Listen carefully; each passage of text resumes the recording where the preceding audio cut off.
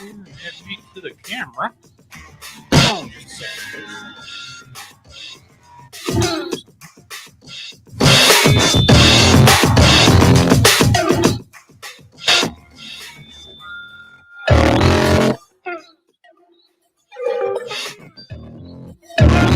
Turn that daggone thing down there.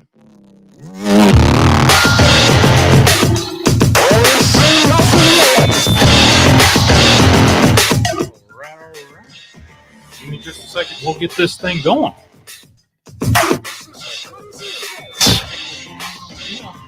Gave me a feedback.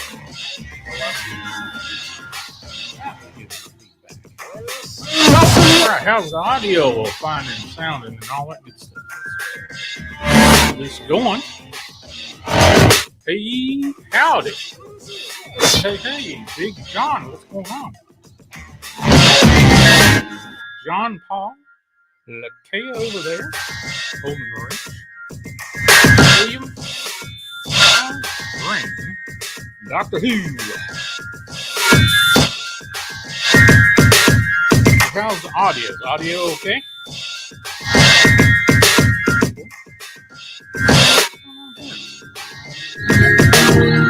Maybe.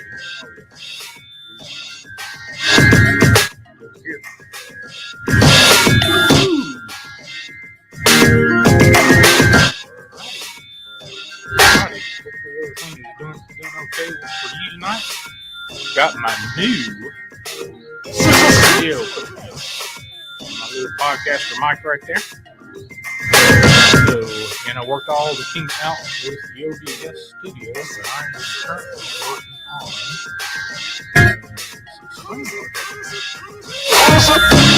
Anyway, now, folks, I just found this out earlier today, about 3 hours ago. It's going to get big old snowstorm in the south.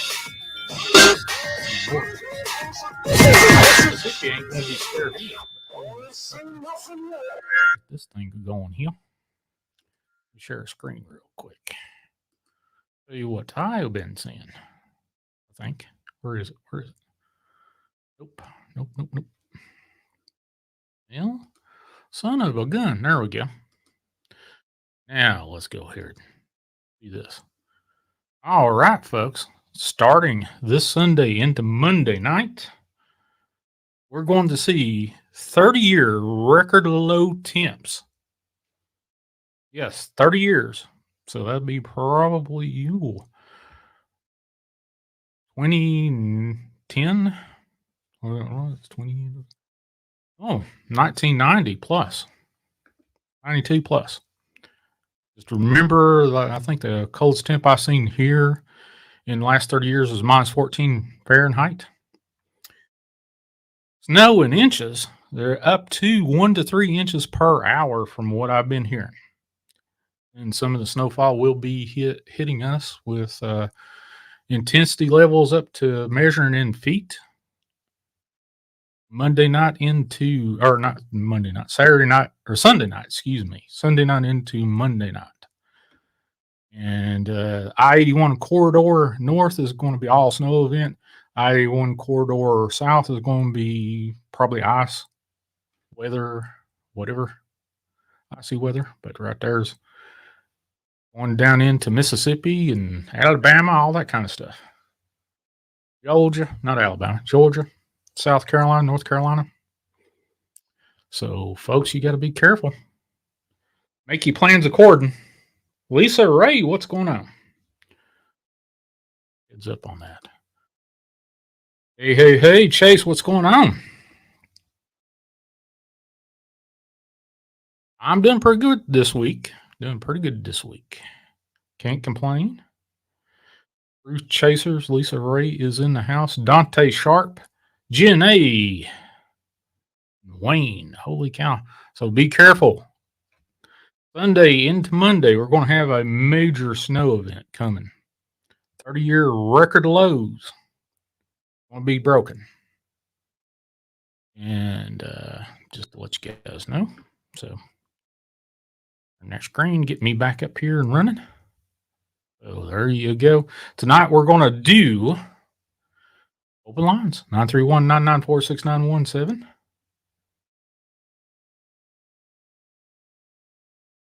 There you go. There's the number.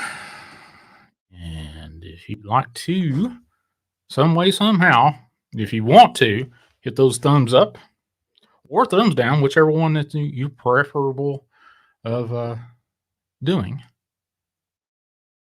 Whichever one that is, you just do what you need to do when you need to do it. But if you'd like to donate a little folding cash, we got a PayPal and a Cash App that's streaming across the bottom of this little here YouTube channel here. There you go. St. Louis, Missouri. Gold Frog. Gold Frog. I knew somebody by the name of Frog way back when. She was a roadie for Metallica. Just to let you guys know. But anyway. And go to comments and see how things are going. Hello from St. Louis. Yeah. I appreciate it. All my new equipment is installed, and I got everything worked out to where no matter where I go live, I won't have any popping and cracking anymore. Yep, there's going to be they're going to measure this in feet and in places. Grumpy Cat, what's going on? So Saturday or Sunday into Monday night, if you are I'm just like, let me pull back up so you can see. I don't usually, weather is part of chasing the tree, so you never know what's going to happen, but get the yep. Sunday into Monday night, if you're in this blue, whatever blue shade of blue you're in, which I'm right about there, in this here general area, but this is I-81 corridor, this big bright blue, dark blue. That's also the Appalachian spine, mountainous spine there, into the Georgia and into Mississippi too. There you go. But guys, make your plans accordingly. It's going to be an icy event happening in the southern states, in the South Carolina and into Mississippi and all that stuff. Supposed to be minus 10 degrees for minus? Where the hell are you? Holy cow. Yeah, make your plans according. What's up? Listening from Maine. Well, heck, you probably got minus negative number of temperatures now up there. Who's got a story about something? What kind of something are you talking about? Which this is open lines.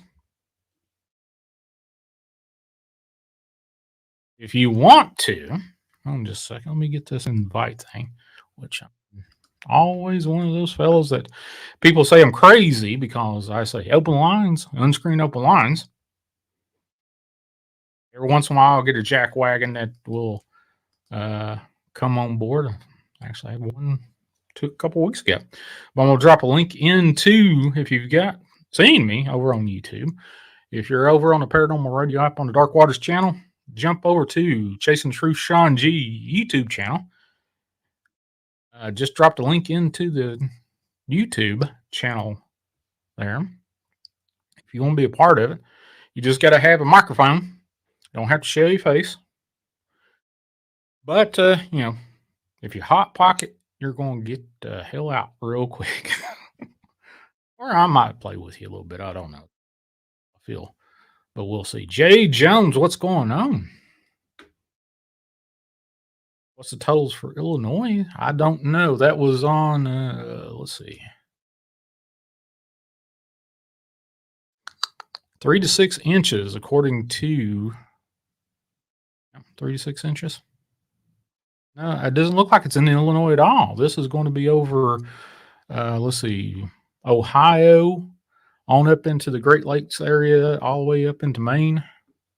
down into Mississippi, Georgia, South Carolina, Tennessee, most of Kentucky. So Illinois is not going to get it. You're probably going to get some. This is what do they call this? Some sort of clipper or some Saskatoon or Sasquatchian something or other. I can't remember what called it.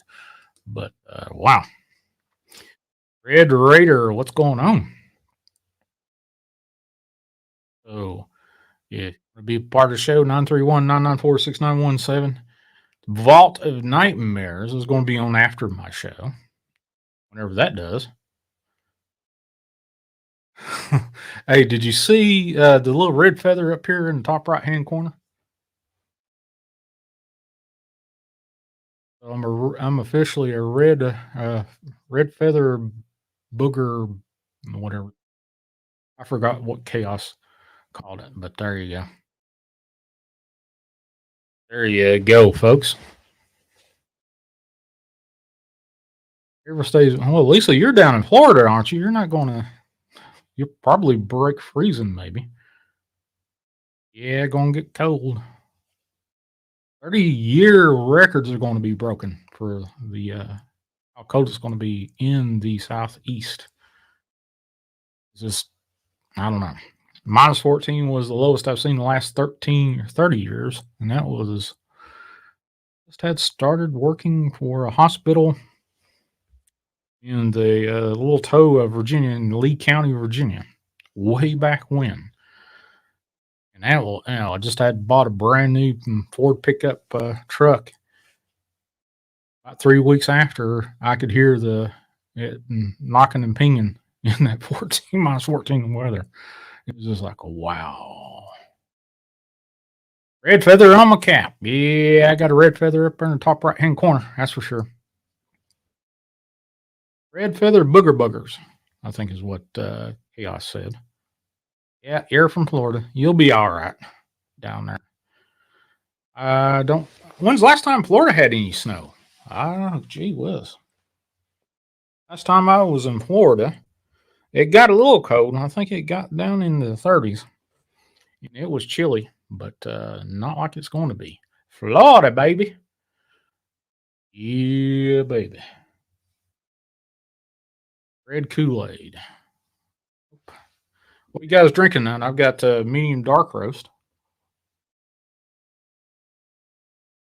McCafe, but I'm going to change that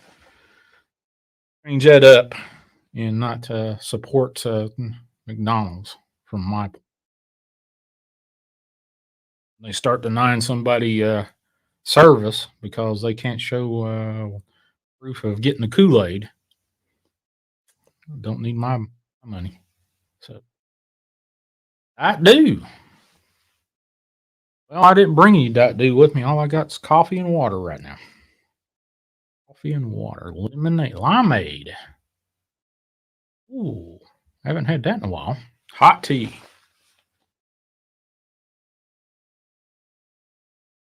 Drinking limeade. Red feather war bonnets. Don't think that's I'm not a bonnet wearer. I'm just a old baseball cap wearer. Every once in a while, I have a toboggan on or something like that, but that's about it. So the audio is doing pretty good, eh? Can't complain.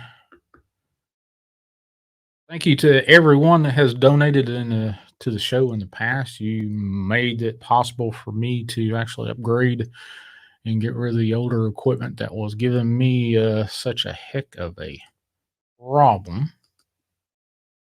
Thank you for every last one of you. Chief Red Feather. Well, my great grandmother apparently was half Cherokee, from what I understand. Don't know what, and do the math. I don't know what that makes me, but oh well. Stu, what's going on? How to do? How to do? Got a monkey?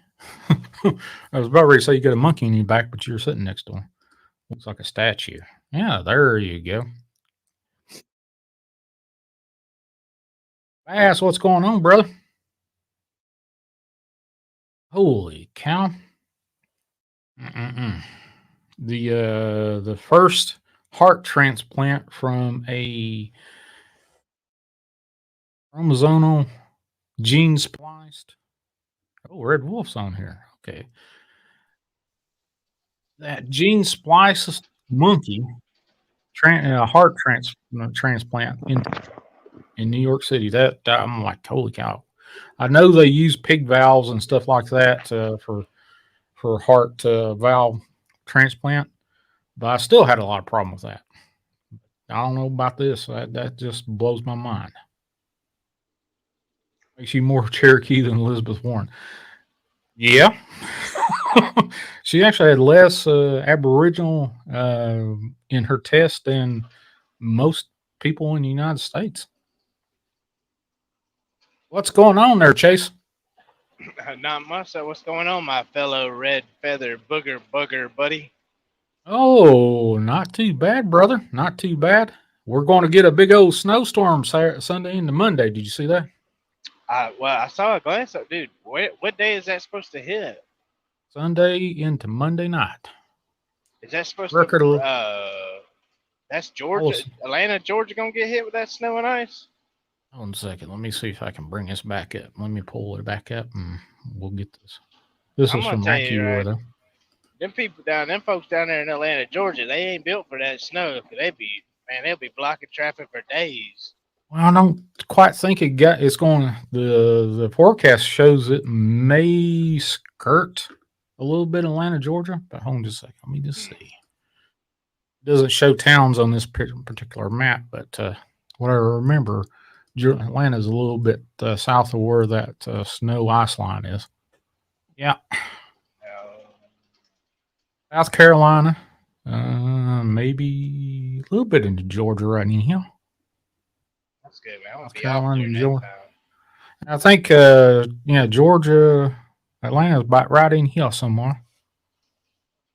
It'll just get cold. Last time I was in Georgia, I went down there for a sleep conference or something down there, and it just had snow, just maybe a quarter inch, and then everybody that's town just went crazy bonkers. Oh yeah, man. They're not so Southerners. We're not accustomed to that snow. It is what it is, but holy cow, it's going to get some crazy stuff here in the next 3 days. My sister actually, she usually takes me to do my biweekly grocery run. And she texted me early, said, you think you can get somebody else to help you out for the groceries? And I was like, yeah, I guess so. Why? It's going to snow. I was like, Sunday's going to snow. Okay. Didn't even think about it until I saw a weather update, and I was like, oh, that's why. It's going to get super bad. Yeah, that's pretty rough.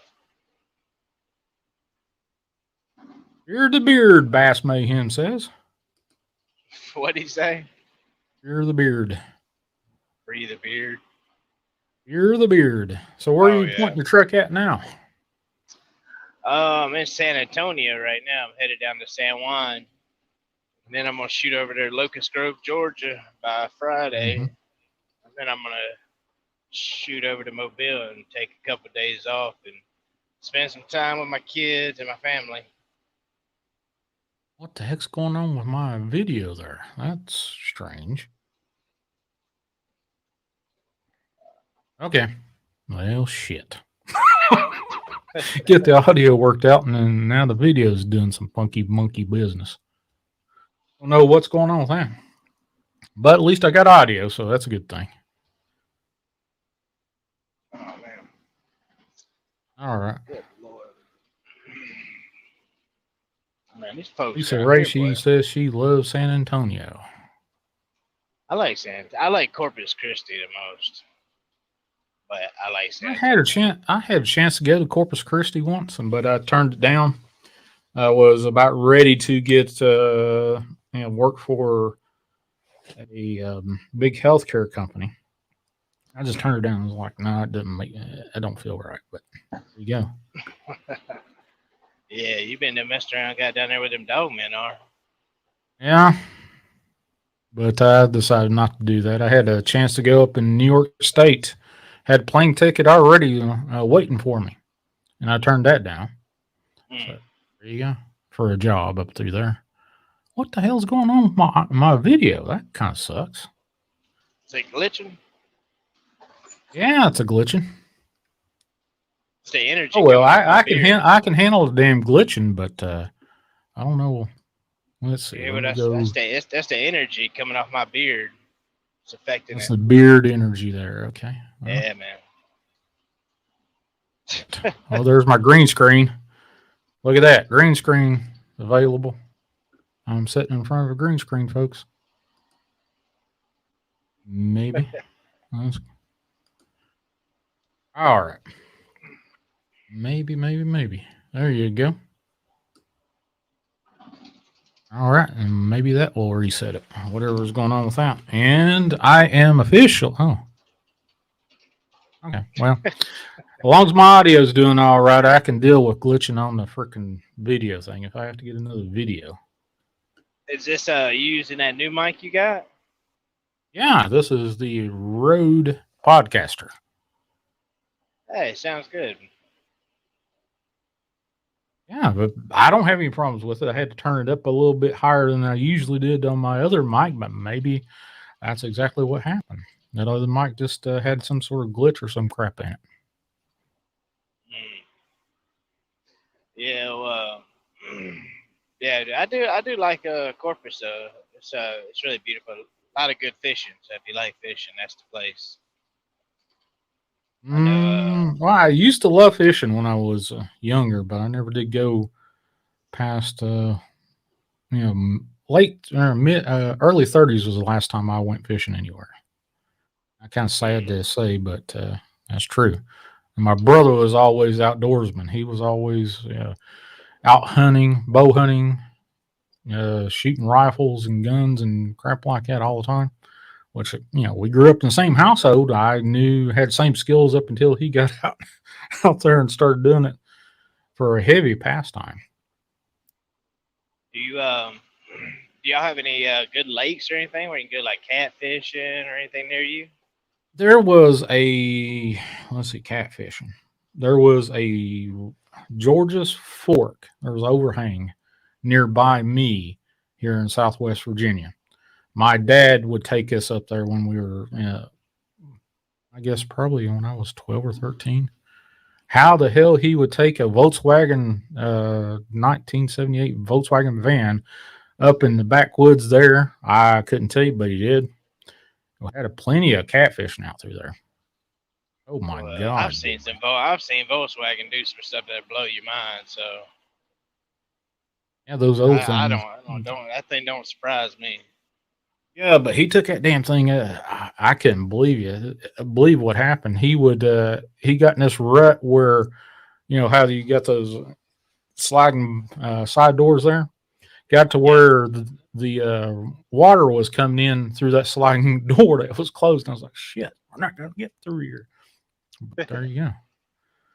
Yeah, he was a crazy son of a gun. That was for sure.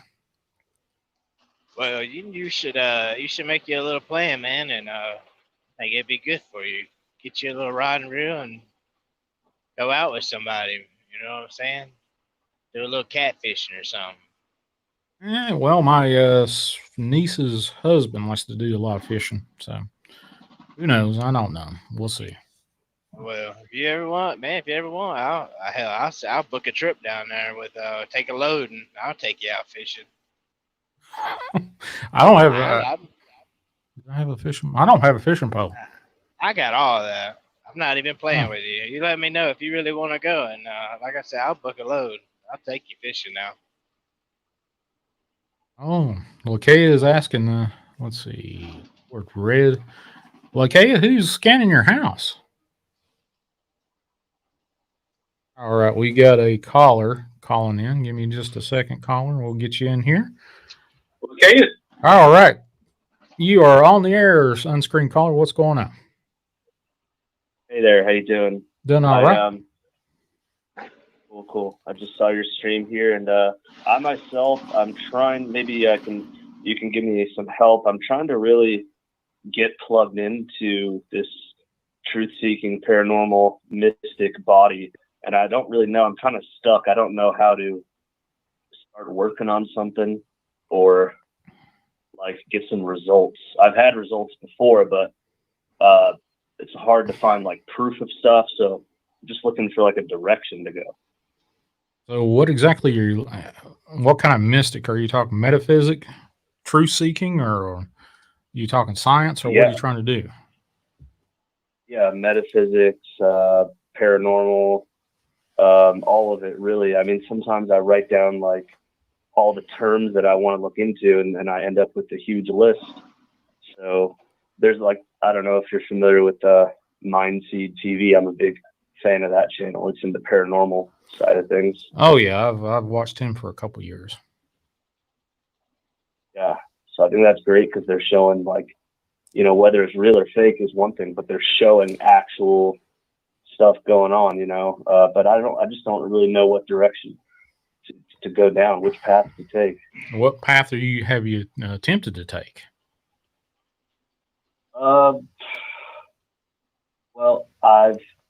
you know what? I really haven't taken much of any. I've mostly been in research phase, you know. Okay, so what has attracted you the most? I'm very interested in like the desert stuff. There's a lot of stuff coming out of the desert, mysteries out there as far as like you know, you got Area 51. There's some like the Devil's Hole is very interesting, you know, caves to the underworld. That one interests me a lot. So you want to go hands-on and go to the places where there's some sort of mystical something that they're going on and research it. Yeah. So maybe that is the step, is to actually go there and start filming. Yeah, well, you got to be careful. You know, there's an old saying, you know, once you start looking for something, you're going to find something, and it may not be exactly what you wanted. Maybe worse. Yeah, that's what my wife says all the time. Have you been around your local areas yet? Like, if you went out in the woods? I'm not too mobile. Like no, I'm not too mobile, but that would be nice if I had a, you know, but no, I haven't. Right. Well, best like I do this all the time. So, I'll go whenever I move to a new place or where I'm in a certain area. I'll go out in the woods, and being that you're already studying, you kind of got an idea, I'm pretty sure, of certain signs, especially like Sasquatch signs, things they leave behind, like not particularly like big into like tracks, but more so like tree breaks, structures, and kind of go out in the woods and get a feel for that, and then look for those signs, and then take pictures of all of these signs, and then kind of compare them to other pictures and stuff like that. That's been something that I've been doing recently a lot. And it really kind of pays off for me as far as learning and getting in the woods and getting more comfortable and preparing myself for seeing something like that if I do see something like that. Okay. Hey, caller, what's your name? Mike. Mike. Where are you from, Mike? I'm in Washington State. Oh man, you got all kinds of stuff up through there. Yeah, you in the high spot.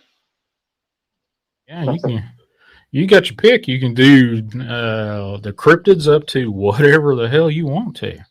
Well, hell, that's just about any place really. If you point your finger on a map and, you know, any, meeny, miny, mo, you probably poke into something that has a little bit of something going on around there. Yeah, I would really love to capture something on video, something that I can publish to the world, and so people start to. I think there's a lot more footage of stuff coming out now. Stephen Greer's work, like talking about interdimensional beings and actually capturing them on photo. So this stuff really interests me. Well, Stephen Greer and his UFO protocols he's got to attract or contact, whatever, I forgot exactly how he worded it. I'm not exactly sure I'd want to do that. Right. But, you know, that's me. That's me. That's just me from the point of view of having a near-death experience and knowing what I encountered there is like, why in the hell would I want to invite that kind of stuff in my life? Well, you know, a funny thing about that is myself, I've never been into like meditation and stuff much, but I tried it once, maybe 6 years ago. And I actually felt like something at some point in it. And I was listening to some Native American chanting, and I actually felt something start going up my spine, but I pulled out of it because, like you just said, I'm not trying to go somewhere that I'm not safe. So, and that was the only time that ever happened to me, but I kind of distinctly got the idea of that is the Kundalini. And I had heard of the term before, but so to me, like that showed me that it is real. But same thing with you is I'm not, to go into unknown realms, there's some dangerous stuff that could happen. Maybe, I mean, people who do it with drugs, there's horror stories with that and stuff. So you got to be careful. Yeah, you definitely got to be careful with chants. Anything that does a lot of chant just can be pretty dangerous. Yeah, if I were you, I would, since it's in the metaphysical stuff, follow the Lakea show. Lakea is definitely the guru when it comes to the Dark Water family of this sort of thing. Yeah, she responds real good. The Lakea show. Yep. How do I spell that? Layaka show. She's actually in the chat. Okay. If you look in the chat, she'll probably drop a link to her show if she's still available. Definitely follow her. She's always talking about metaphysics stuff. So. Okay. Yeah, she's on point with that stuff. Will do. Well, thank you, and have a good show. All right, brother. You take care. All right, be safe. See you. All right, there you go. How was that? That wasn't too bad. That sounded like how was the audio on that one there, Chase? Sounded pretty good. Yeah, the audio was great, man. All right. Well, that's not too bad. I think you got this thing pretty well figured out. I spent half a day trying to figure out what the hell was going on with my audio making it choppy so much. I only got that. Man, I would have pulled a vault, man. I would have beat the heck out of that. I'd lose my mind trying to play with that stuff. Oh, I took everything that was part of the original equipment I had for the show for so long, took it out and then replaced it, and it still didn't fucking work. Excuse my language. And then I said, well, I'll just go ahead and erase everything that was in the background in the software and replaced it and popped it back up. And here we are. Seems like it's working all right now. I was going to say I could do one of those little woods adventures like I did with Vault, but I don't know if I want to mess around down here in Texas. Texas makes me nervous. Texas makes you nervous. Well, Texas has they're part of that big old corridor of tornadoes and stuff. Dude. And not to mention, you go walking around there, you'll get poked with damn near any and everything. You never know what's going to walk up behind you around Texas. When are you going to go back out in the middle of nowhere and start hooping and hollering and calling for Sasquatch again? I told you if I wasn't in Texas, I would. I like, dude. All right, we got too much stuff going on around here. All right, hold on just a second. Lisa wants to know, Chase, what does he listen to or do to stay awake whilst driving? I'd be so bored I'd fall asleep for sure. Podcasts. I listen to all the channels, listen to a lot of podcasts, and just pretty much anything that entertains me. I rarely listen to music anymore because podcasts mainly keep my mind focused and and it allows like time to pass really fast. All right. Well, when I used to do a lot of driving stuff, I would listen to old Art Bell shows. Occasionally I would listen to music, but I kind of weaned myself off of listening to music all the time and started listening to old Art Bell shows back in the day when I was doing a lot of traveling. But are you able to go back and listen to Art Bell? Yeah, absolutely. Dude. There's all kinds of. Hold on just a second. We got another caller calling in here. All right, caller, you are officially on the air. What's your name? Where are you from? Nina. Hey, Nina. Where are you from, Nina? Massachusetts. How are you? I'm all right. So what's on your mind today? Well, you want to talk about supernatural, right? Sure. Anything, actually. I started off talking about the weather, so that's part of chasing the truth. I grew up in a very supernatural house. Oh. It was was built in the 1900s. There was funerals in the house, like, I don't know, all this crazy shit. But where we grew up, it was bad. Like, to the point, like, stomping up the staircase bad, stomping into my room, throwing apart my closet doors, like things you could never like just push away with an explanation. Mm-hmm. All right. So that's like my supernatural things going on. So did this supernatural stuff, did it move objects, or just you just saw something out of the corner of your eye or heard something? Oh no. Definitely move objects. I would see my bed sheets move. I would see my coat hangers in my closet where all of a sudden start like banging against each other. Doors closed. Steps being walked out. Hair pulled. Like just everything. It was just only in this one house. Like my whole life, I had lived in different places, but it was just this one house where all this stuff happened. Mm-hmm. So I firmly believe in the supernatural after this one house. Okay, so what was the first thing that you remember seeing? First thing I remember seeing, well, it wasn't so much seeing, it was feeling and hearing. Okay. Like footsteps, like just pounding up the stairs. And then I had a bedroom that had like two parts to it. You come in, and then around the corner was my bed. It was an attic that my father just remade into my bedroom.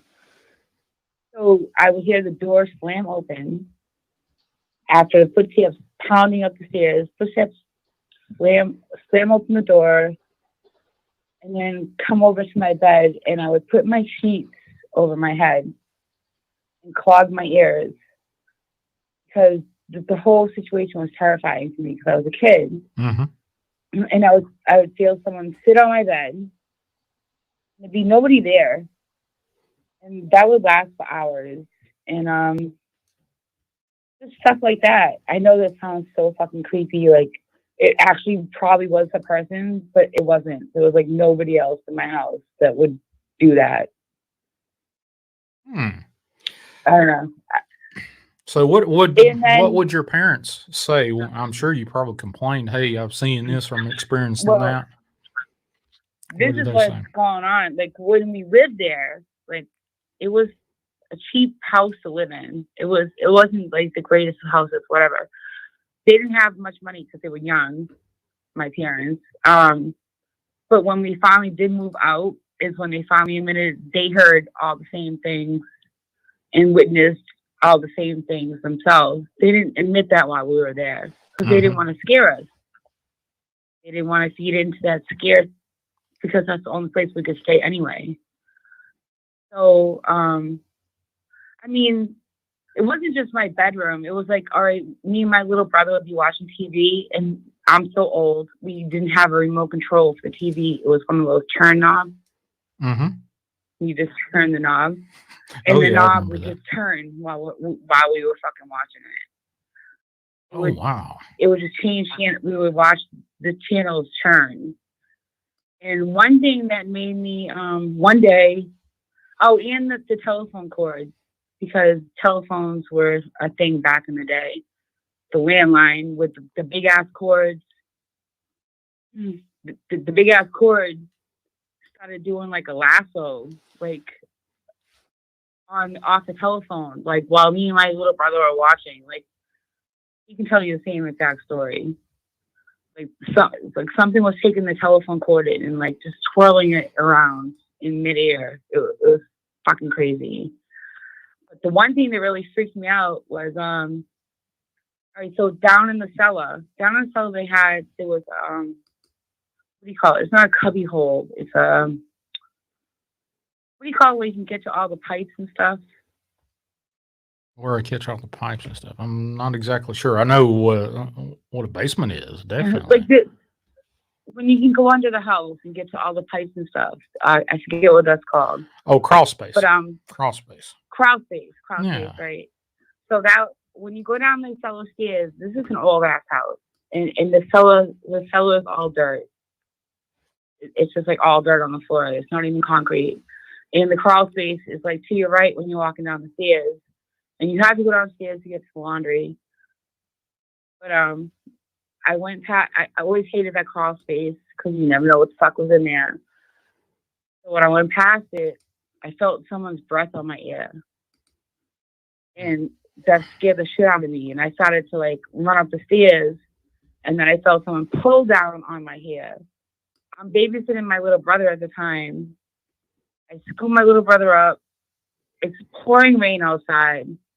And I wait for my parents across the street from the house because I did not want to go back in there.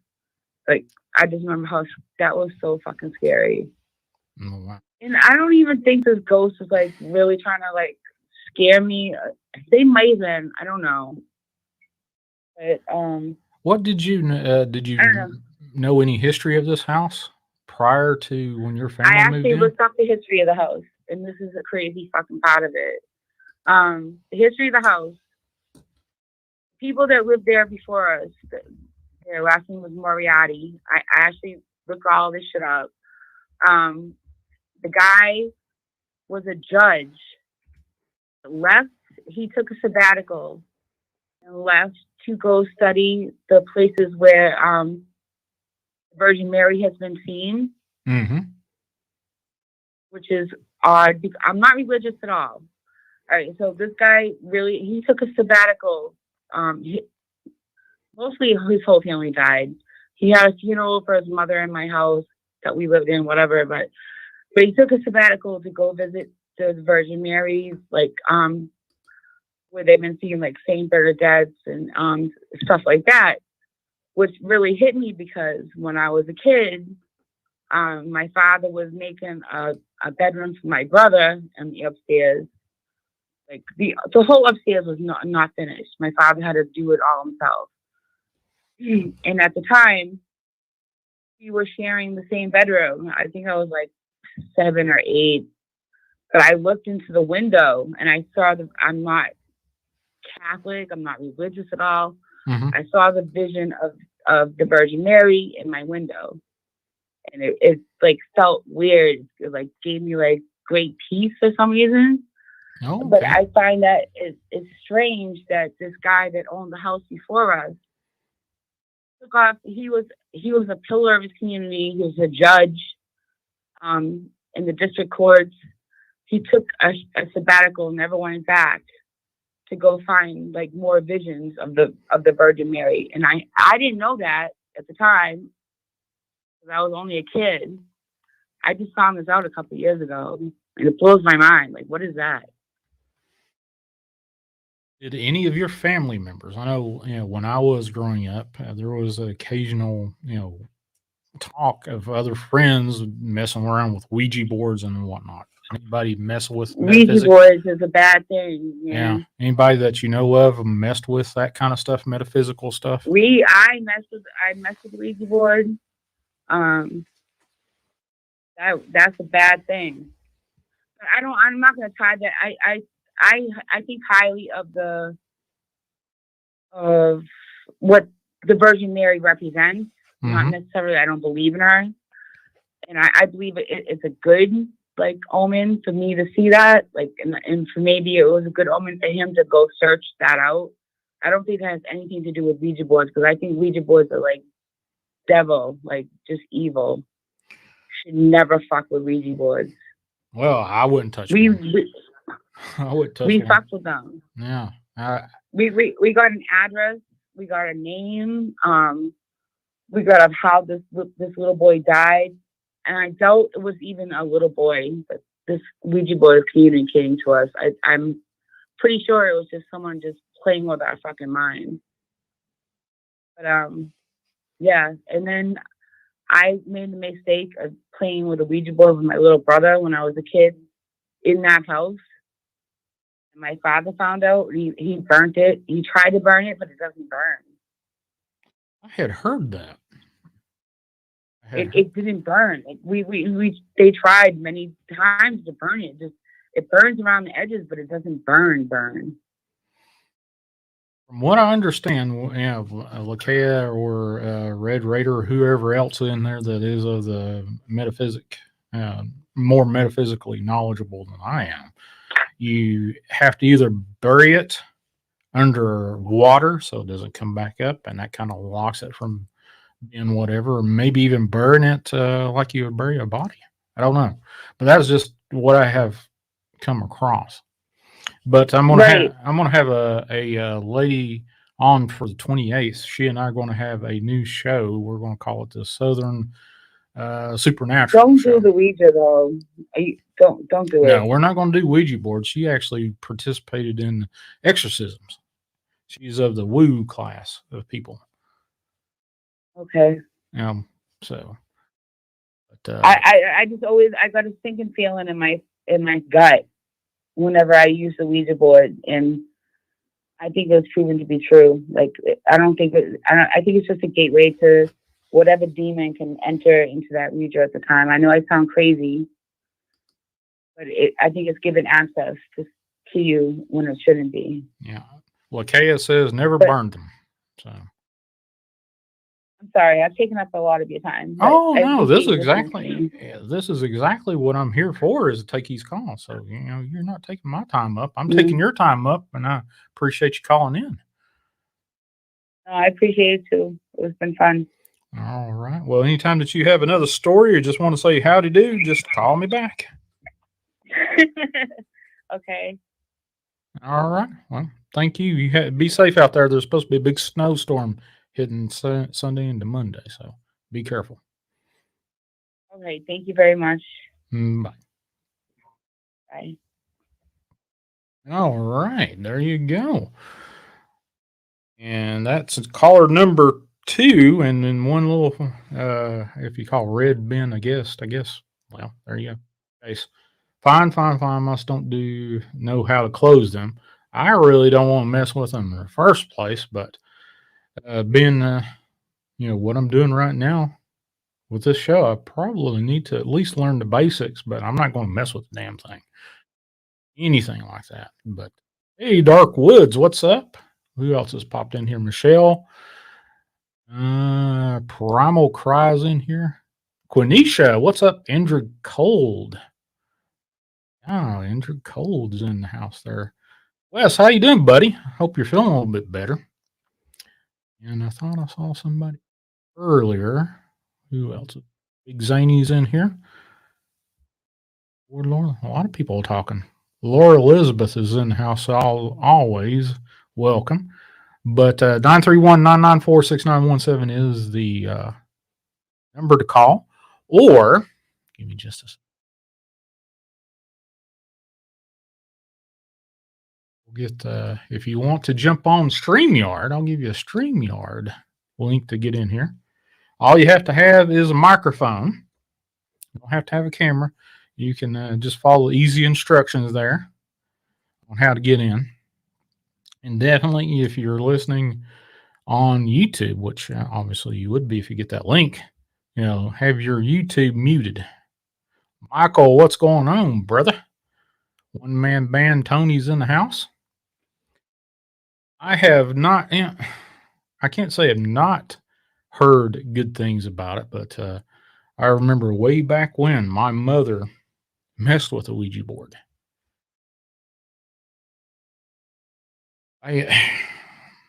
He got in contact with some fellow from apparently had died in Africa, got eaten by a lion, I think, if I remember correctly. Don't know. It's been a hot minute, probably 40 some years. Thaddeus Cray's in the house. Hold on just a second, Thaddeus. Wes, what's up, brother? And that big cigar you got there. Not much, man. I had a pretty good week. Still dealing with a few mild symptoms, but I'm not sick like I was. My God, I was sick last week. Oh, yeah. But I'm doing better. Plan to keep doing what I'm doing. I Actually, I'm kind of working on a part 2. I started it today. Part 2 of a no sleep story called The Wheel, which I put up a little earlier. It's a pretty good one. And hopefully in the next week or so, it'll be up. Cool. Definitely have to go watch that whenever it posts. What's your next project after The Wheel? Right now, man, it's in the air. I'm still working on the stories that I have been trying to push forward, and right now it just seems like one thing then another seems to come as an obstacle. So right now, I'm not even worried about it anymore. It's not a matter of if, but when they come out, they'll come out. I know people understand, and I appreciate the understanding. It's just a matter of right now, I'm just taking it a day at a time. There's just so many things that are uncertain right now around all of us. I feel like I'll go crazy if I start worrying, so I just kind of take it as best as I can right now. That's all I know to do. Well, take it one day at a time and get your, focus on one thing, get it out of the way. Exactly. That's what I'm trying to do. So, I was going to say, I plan on releasing a few more theories. I made a list of what people suggested, and so I'm going to go ahead and definitely continue with that. So, expect some more of that coming out. Do you want to ask for any kind of different categories? Yeah, believe me, I'm always asking. I'm always asking. Believe me. Let me hear it. All right, folks. If you got a subject that you want Wes to do a little short story on, pop it up in the chat there. See what's going on. Oh, yeah. Have you done black-eyed kids or white-eyed kids? Black-eyed. Yeah. I've never even heard of white-eyed kids until now. Oh, look it up. Look it up. You might like it. Well, or it might get you a little crazy there. Jesus side of me, yeah. I'll check it out. Let's see. Michelle says, "Hey, Wes, have you heard about the wild man in Cades Cove, Tennessee? They are feral people, not Bigfoot." Hang on here. I have already done one on feral people, but I will look up that in the Cades Cove, Tennessee. I'll take a look at that.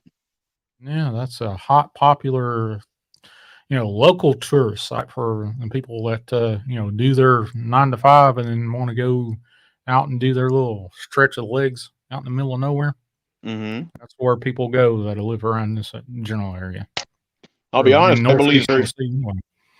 believe very firmly that there are feral people out there. I mean, I've never come across any, but I mean, there's just too many stories. I mean, you just don't know. You just never know. There's something out there. There is definitely something out there. If you can come up with it, there's probably some sort of example out there.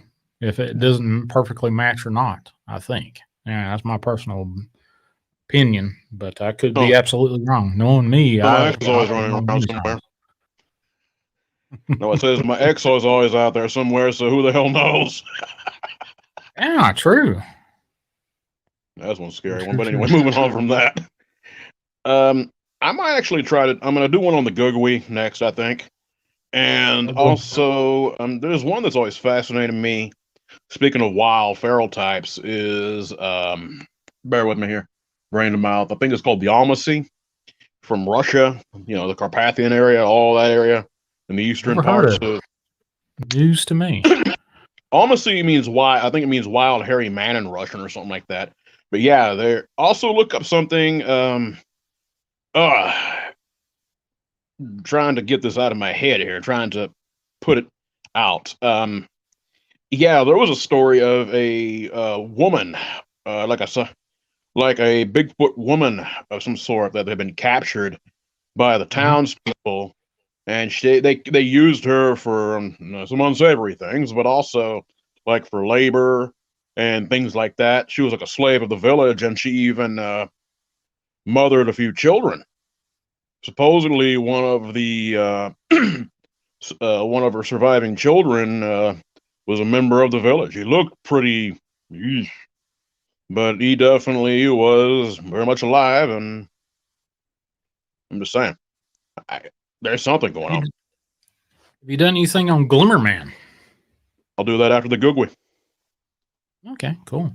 I've heard I've had a couple callers call me about the Glimmerman. Sort of like an oil slick, but see-through. Mm-hmm. I've had similar coming down. experiences. Yeah. I've had similar experiences with things that I didn't know exactly. I'm not going to say they're a glimmerman, but it's almost like something out of the corner of my eye that I see, and I don't know what the hell it is, but I know something was there. Right. So I do believe something like that definitely exists. I think maybe it's possibly some kind of there's several possibilities for that. I think maybe, of course, technology being used by the government, someone testing it out, or also maybe I'm pretty sure you're familiar with like dimensional rifts and things. I think it could be someone who's quite literally moving between a dimension that we don't see. And maybe that's just the residual of what our senses pick up.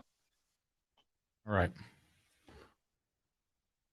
Oh, I always think that we, even with our quote unquote technology of the day, we can't detect everything. Oh, of course. There's probably things out there we don't even consider being able to detect. Of course not. You have That's to think just about me. this. Go ahead. That's just me thinking about it. Much as I, delved into science, medical science, a lot of this stuff that's coming out that they say that's possible that we can do now, record dreams and shit like that. Yeah. From the technology I was aware of, I'm dated now 6+ years now with EEG technology. It wasn't possible then. They were trying to get them to a computer to say, "Hey, this looks like a stage 4 sleep or stage 3 sleep," and you could probably get it all right for one patient, but move to another patient and look at their sleep EEG, it would be totally wrong. So could it possibly? I don't know. Don't know. What do you think Hard about to this? Here's something to think about. Of course, mental health. I do a few things on that, but also mental health is it's almost what I consider barbaric compared to a lot of the other kind of medicines we have knowledge of. I mean, I'm just saying it. I mean, I'll be honest, being inside a place like that, like a mental hospital, is probably more maximum than a maximum security prison for the entire time you're in there. So letting you know that now. And also, what I've learned is there's so many people. They're not really crazy. There's people in different parts of their lives that are trying to get through a situation. But at the same time, each person is so vastly different. That's why certain medicines work for one person, great. But for maybe another person, that medicine wouldn't take anything. It takes them years and years and years. Hell, they even try electroshock therapy. It doesn't work. And then finally they find something and it helps the person out. It's just each person is so different. Actually, I aided in electroshock therapy. I was one of the technicians that helped, protect a patient's airway during electroshock therapy. And to me, it was just absolutely barbaric.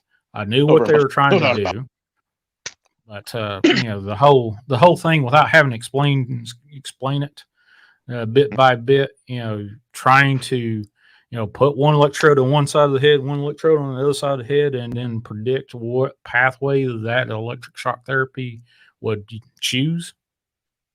It's awful. It's all barbaric to me. I had a good friend of mine she had a excessive depression. I mean, to the point where they couldn't do anything with her, and she had that. And she woke up from her final one that she ever took. Forgot her youngest boy's entire life. Yep. From birth to the point he walked into the room. That was the first time at that point she ever saw him. It's crazy, man. But my point is, what I'm saying is like every person is different. So you don't really know, every person's sensory perception is different. So honestly, my point is the paranormal is just so vast. I mean, who knows what you're seeing, maybe what someone else is not seeing. It's just, every person's perception is different. That's what actually makes this stuff so fascinating to me.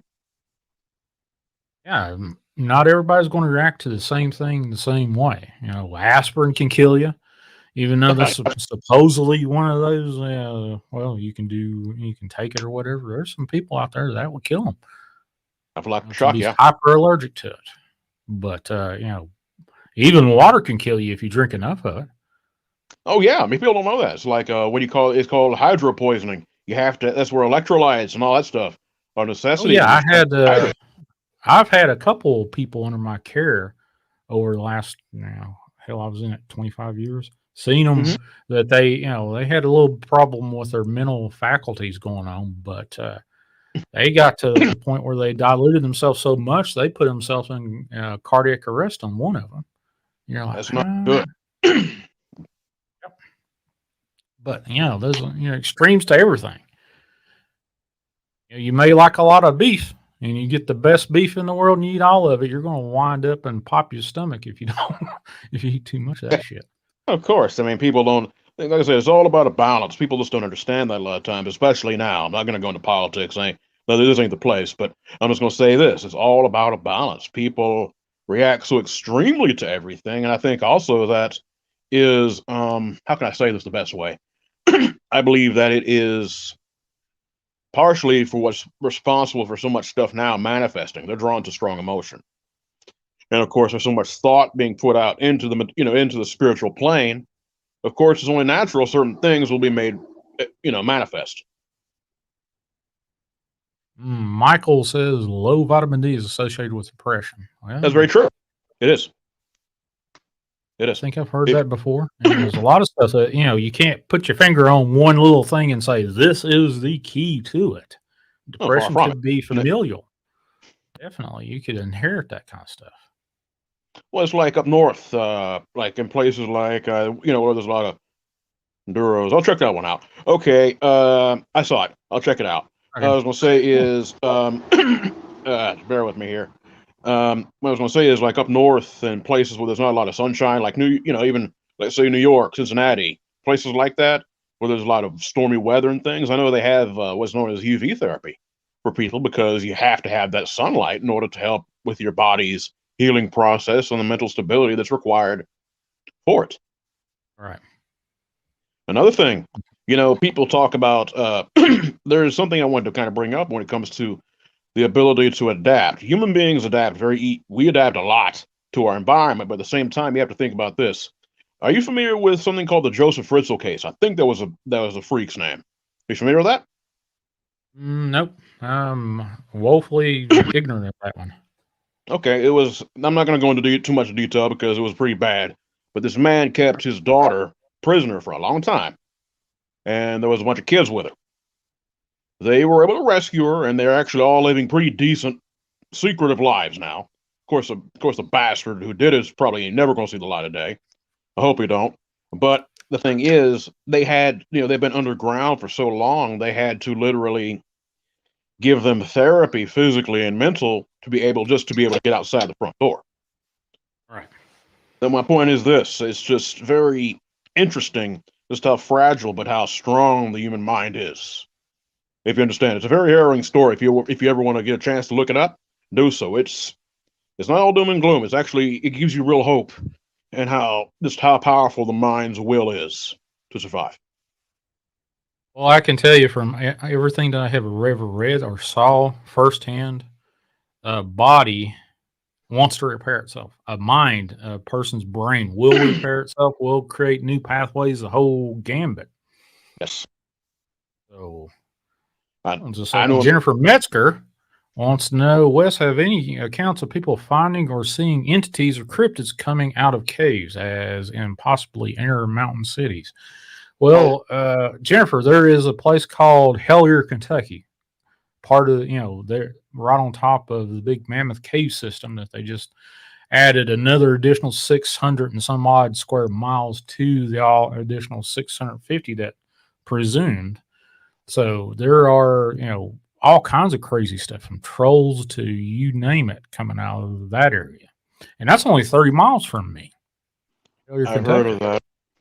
Are you familiar with, it sounds almost like, you familiar with hill giants? Yeah, I've heard of hill giants, sure. There was a bunch of episodes, I think, with Big Wes Germer on Sasquatch Chronicles. I think he had a guy his nickname's the Duke. A very interesting fella. They were doing a collaboration together about, mountain giants, hill giants, things like that.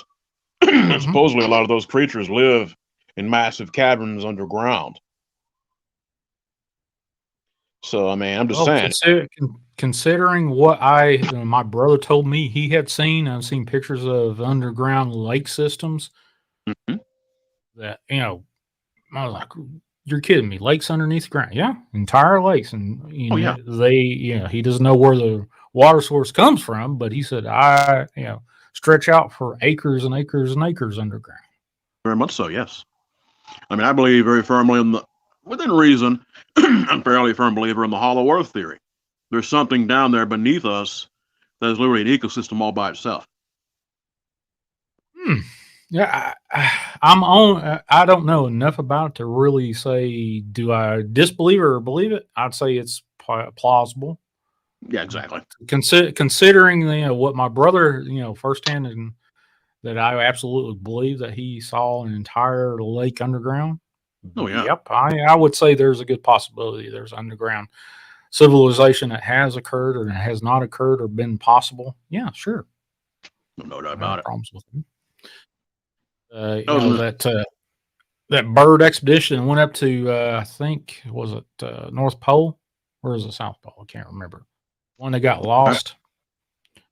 He went down into that's where a lot of the Middle Earth stuff come from. Yeah, I want to understand. Are you familiar with something called the Uplift Pass incident? Oh yeah, that's where these men went crazy in the snow. Yeah, I remember that. Actually, well, they went crazy, all right, but the thing is, they were found. They had been killed very badly, crushed by something. It was not just people going crazy; they were running from something. I mean, I'm talking like trying to get the hell away from something. It seemed like that anyway. And didn't they find them with they were nude or partially Yeah, they were. Yeah, it's like they had been. It was like they had, because many times when you sleep, even in cold weather, if there's like a heater in the tent or something like that, people will kind of strip down so they're not overheated while they're sleeping. That can actually be a legitimate thing, just like hypothermia. And a lot of times, what they'll do, what happened was, if I remember right, something drove them out of their tents. They didn't even have time to get dressed or nothing. They were driven out and they were running into the snow. They're running for their lives, I think. Take what I'm saying with a grain of salt, but I think that's how it happened from what I read. I'll have to go back and jump down that rabbit hole one more time. It's been a hot minute since I actually read anything about that or watched anything on it. I might do one on that too, because honestly, that one right there scared the bejesus out of me, but it was also fascinating as hell. Well, the realm of possibilities are definitely plentiful when you come to that stuff right there. Yeah. Much so. Oh, I'm about to go ahead and log off, but I wanted to say one thing. There is a new Reddit group up that I am put up. It's kind of a gathering place for the Dark Waters family or anyone who wants to share their encounters. It's called Certified CERT Dogman Encounters, but it's CERT Dogman Encounters, but there's instead of the S, there's a Z at the end of it. If you want to join that, be my guest. Okay. All right. Well, I'm already part of that. And I know you put me as a moderator. I was like, well, what in the hell do I need to do with a moderator? Most likely nothing, but I just don't take chances. Well, there's always a chance of hot pockets trying to infiltrate everything when it comes to Dark Waters family. So, oh yeah. But I just kind of wanted to put that out there, and I'm gonna go ahead and get out of here. But I'll be still in the chats and stuff. You guys be blessed and be safe. I'm gonna go ahead and to that Reddit group that you started. I'm going to. And anything else you want to do there? Hey, there's Josh Runyon, Paranormal Security 9886, buddy. How you doing? Got a friend of mine down there in Savannah just took a what? Hold on just a second. Let me make sure that I got it. Actually, Davenport home did a ghost thing down there in Davenport home down in Savannah. Got some pictures of it down there. Hard to tell, but folks, if you want anything that has to do with the paranormal, go out there and see something that will curl your toes and your hair at the same time. Follow Paranormal Security 986 and on YouTube. You still have your IG account and your TikTok there, Josh, or not? But yeah, definitely follow him. He'll I think he's actually been working on a deal with one of the big cable companies or cable channels I think maybe the Travel Channel do a paranormal show there too. Curl your beard, I'm down. Hey, anything to get you red feathers ruffled there, Chaos, go for it. So, Facebook and TikTok, no Instagram. Okay, brother. All right. I'll tell you a lot of stuff. I followed him for a long time going, what the hell's going on? Why is this dude? First off, Josh, you have done all kinds of incredible live streamed Travel Channel. Exactly. There you go. Live streamed events where you went out and caught all this evidence, and you're like, oh, how? I look at it from a perspective of, well, how the hell would he fake that? And then I ran out of possibilities and went, okay, I don't know how the hell he faked that. If he could fake it, and then you won me over. I think it's 100% legit. But definitely follow Paranormal Security 9886. You had a thing where you was about ready to do some collabs with another fellow, but I think family matters happened with that fellow. Hope everything's going okay with him. But that is crazy. Says my beard's curly enough. All right, folks, this is a call-in show. And if you want to be a part of the show, or if you want to, jump in on the live stream right here, right now on StreamYard, let's go ahead and put that StreamYard link in there. All you have to have is a microphone. You don't have to have a camera or anything like that, just a microphone. And if you jump on, make sure YouTube is silenced in the background. But jump on in here or do the 931-994-6917. Yeah, his dad wasn't doing too good, so he went back to Arkansas. Well, can't remember from that. Family's everything. Family is everything. That's why we got the Dark Waters family. But definitely one of those things. Oh, yeah. Hey, Vault Nightmares, what's going on, brother? Vault said earlier that all the cameras that he's been talking about for the last month or so is going to be online tomorrow on the Dogman Camps. As far as I know, Lord willing, and the creek don't rise and it don't snow. But definitely, folks, be careful. This Sunday into Monday, there's going to be a major snow event. And what I had heard earlier, 30-year record lows are going to be broke with this thing. And it's going to be stretched down into South Carolina, Georgia, you name it. On just a second. We got another unscreened caller here. All right, unscreened caller, you're alive on the air. What's your name and where are you from? Hi, Sean. This is Stephen from Baltimore, Maryland. Hey, Stephen, what's going on, brother? What's going on, man? I enjoy listening to you very much, you and the rest of the crew. Well, I appreciate that. So what's on your mind tonight? I'm just calling to say I listened to something. You ever see that guy? His name's Steve. He has a YouTube channel, How to Hunt. Yeah, I've heard of that You ever hear of fellow. him? I've watched a couple of his episodes, but I'm not a fan. I'm not a typical fan of his, but I have watched it. Gotcha. Yeah. Well, I don't know if he got these videos sent into him over the last few days, man, but you guys got to check it out. I mean, it's these people camping, and you should hear the tree knocks and the screaming of this creature. It is unreal, man. And there's another one that just got sent in recently where it's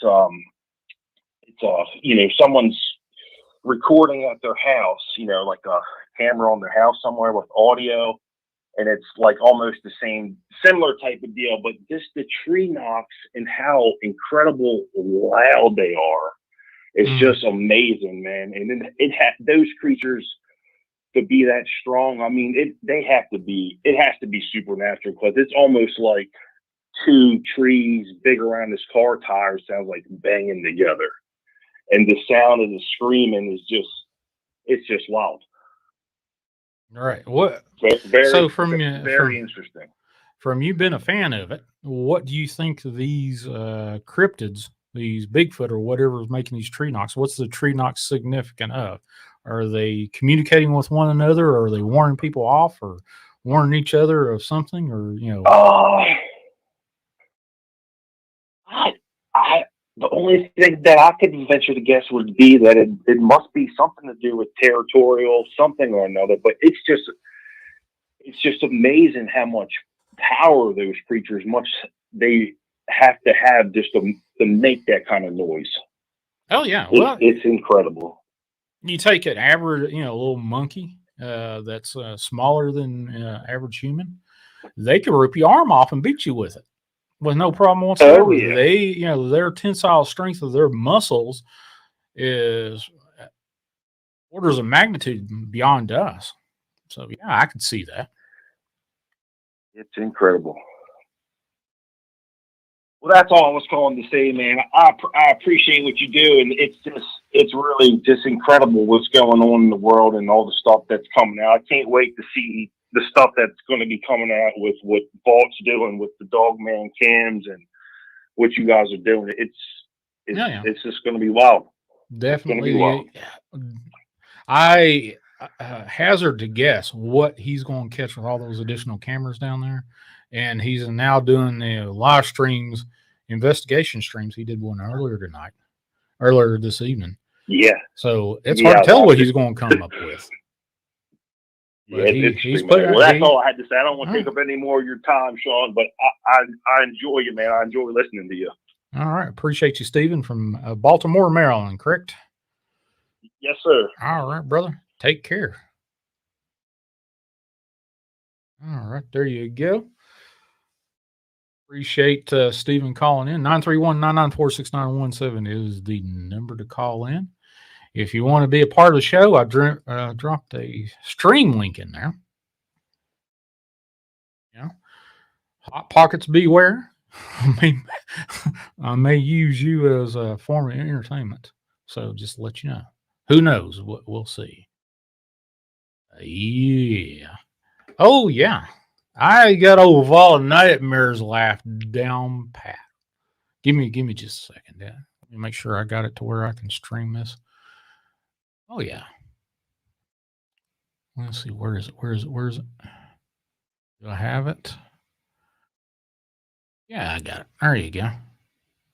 I don't know if this is one up him, but it's pretty damn close. Walt says he barely dresses. Well, some days I'm right there with you, brother. Getting out of the bed, rolling out of bed sometimes is a hell of a chore for me. But I think I got the Vault Nightmares pretty close. I'd say a close second, maybe a third with Vault, in the first two slots. But here's what I've got for him. Oh, there you go. I hope you heard that one. I didn't hear it. I don't have it on my end to where I can hear it, but there you go. Oh my. Jennifer, I got all your emails. I read read two of them, but not all three as of yet. Fantastic. And your history, your story, I 100,000% believe. And maybe one day I'll get you back on here. I know you've been talking to Truth to do a few things with him. Maybe after you do Truth thing, you love it. Here's another one. I got another demon laugh for that one. Here's another one. Let me restart that. There you go. Not quite on the vault level. That first one was, maybe in the same stadium. So that was a good one. Yeah. Hey, I just found, I go looking every once in a while I find something. A Bruins jersey. Well, if you're talking about hockey, I have no clue what hockey's about other than a bunch of grown ass men running around on skates and hitting a little puck. But I played golf, so not too much of golf. But if it was a game that I attempted, golf was it. So there you go. You need a hot chocolate machine. Yeah, we do. So definitely, folks, if you want to be a part of the show, anywhere in the world, except for, I think, Mother Russia and a couple other weird things. If you want to be a part of the show and you want to just tell your story, just say, how to do. You can grab that link right there. Come on in to StreamYard or 931-994-6917, whatever, whichever way hits your fancy. With the StreamYard link, all you have to have is a microphone. You don't have to show your face. You put your name in the little check boxes and off you go. Check out the Bigfoot on this video. Well, I don't know. What video you're talking about? You'll have to give it off to somebody that is a wrench holder to post it. Man Sheba's in the house. Appreciate you being on there. All right. We got another one. I think this might be somebody that we know. Vault of Nightmares is in the house, I believe. What's going on, brother? Not quite. My recording is not quite as good as yours. That's a distant third for sure. What's going on, man? I like that jersey. Oh, the Tennessee. Yeah, I've had this pullover for probably a decade. The hat was my late brother, so I kind of adopted and put the two together. So there you go. I'm gonna have to get you a Tennessee Titans one and a hat sent to you. Oh, okay. Well, I have it. No, I don't have a Tennessee Titans. Had a Tennessee jacket that I gave away.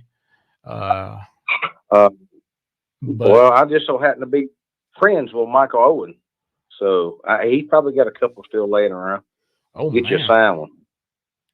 Hell yeah, I'll take one. I'm not too shy to take something like that. The last time I actually got to see him, he was actually at my oldest son's 16th birthday party. So cool. That's just a good old country boy there. But he is strong as a damn squatch. I don't know if you know who I'm talking about. Michael Orr. Michael Orr? I thought you said Michael Owens. I was like, but Michael Orr I've heard of. Michael Owens I've heard of too. But yeah. So how's this new microphone sounding? Say that now. How's this new microphone sounding?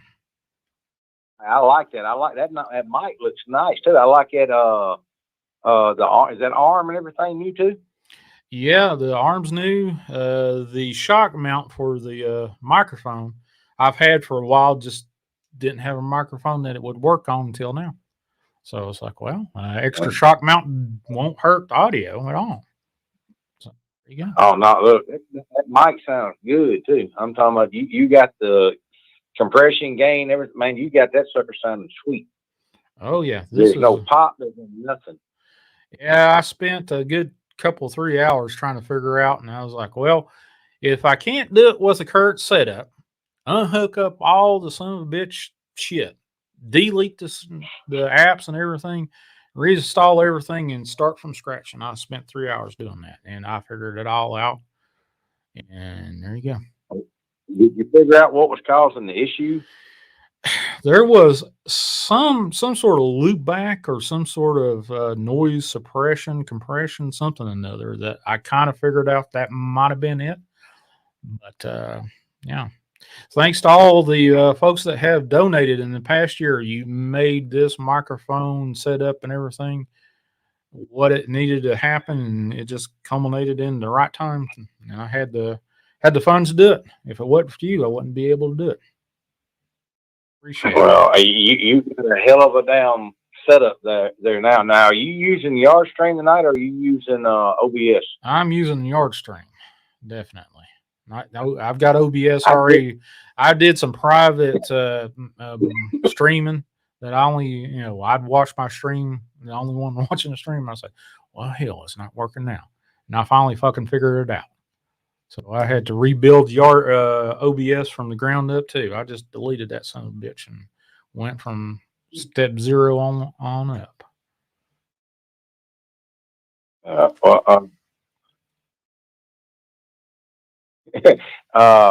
Cornelia got to see something earlier. She said she wasn't coming to Mississippi. What'd she see? What'd you see? That's my medical officer for the Nightmare Nation show. That's a hell of a lady right there. Red and everybody else chaos.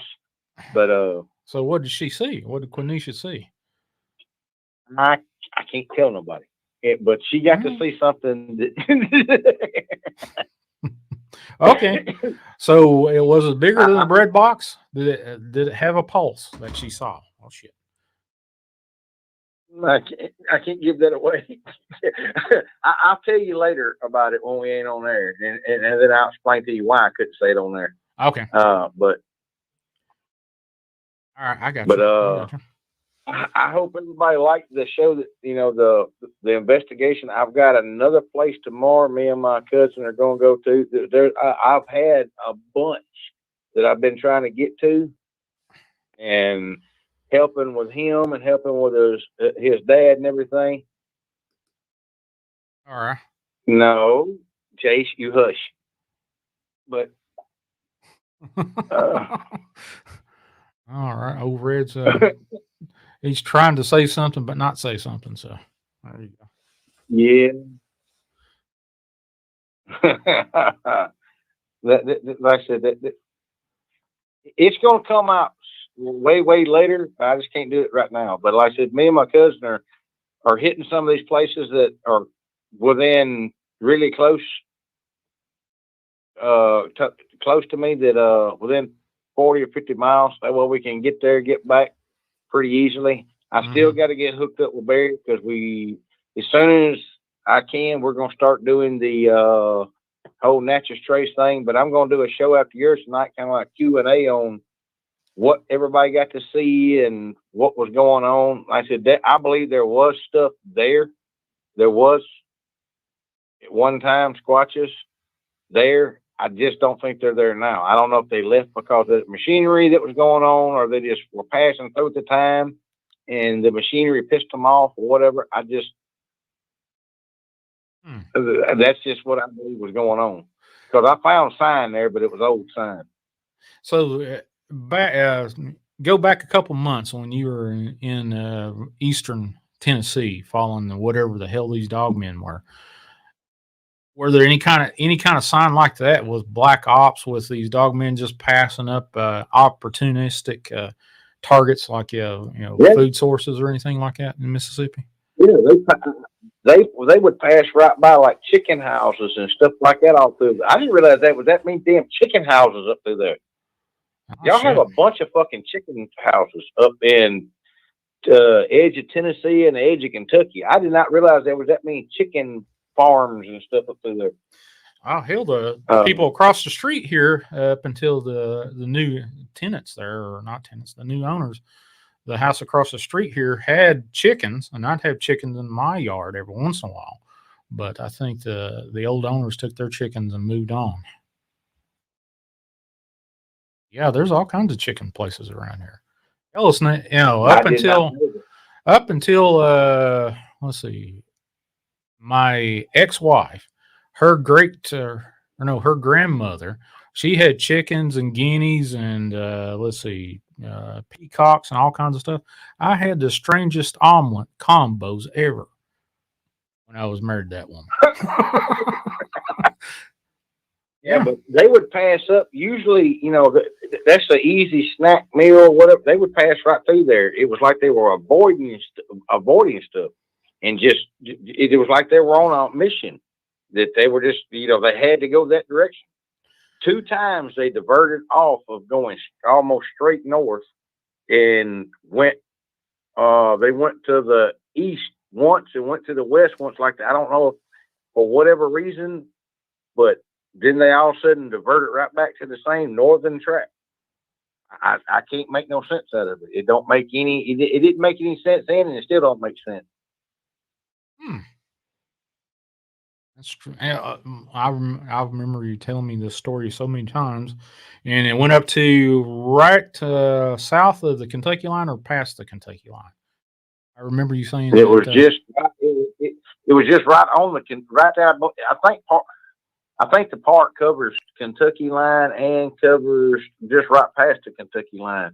And I don't have my piece of paper laying out over here because I can't see, but it was just odd. It was that the other thing is they would pass by where like a park system.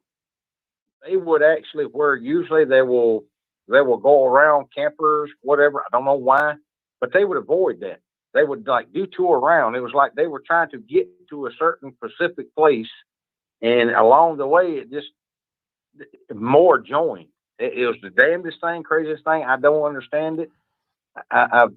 It makes no sense. Well, I know you were trailing them, and you probably had sight of them at one time or something like that.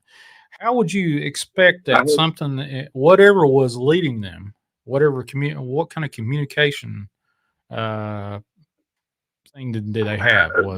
Was it something that was visual or auditory, or was it, I couldn't ever figure out. Okay. I had sight of them one good time where I watched them from one ridge to another ridge, and it's probably a mile away, I'm going to say. It might have been closer, but it seemed like it was about that. I was looking through them through a spotting scope, and I watched one, and for some reason, they knew I was trailing them. That's the other thing. They never diverted back to get me off their trail. They just stayed they would stay up probably a day ahead of me. And for the people that don't understand, like I said, about a mile through the wilderness, through the woods, through all those, there's a bunch of fucking canyons, excuse my language, canyons, gullies that I would have to go around. They just went straight across. Like they would go down, up it, like it was nothing. I couldn't do that. I'd have to go around, divert around. Wow. I can't understand that. Remember that fellow that I contacted you about Paul from Knoxville? Had all those dogmen on his property, and the dogmen forced not only himself but his wife and his stepson off their property. Remember that fellow?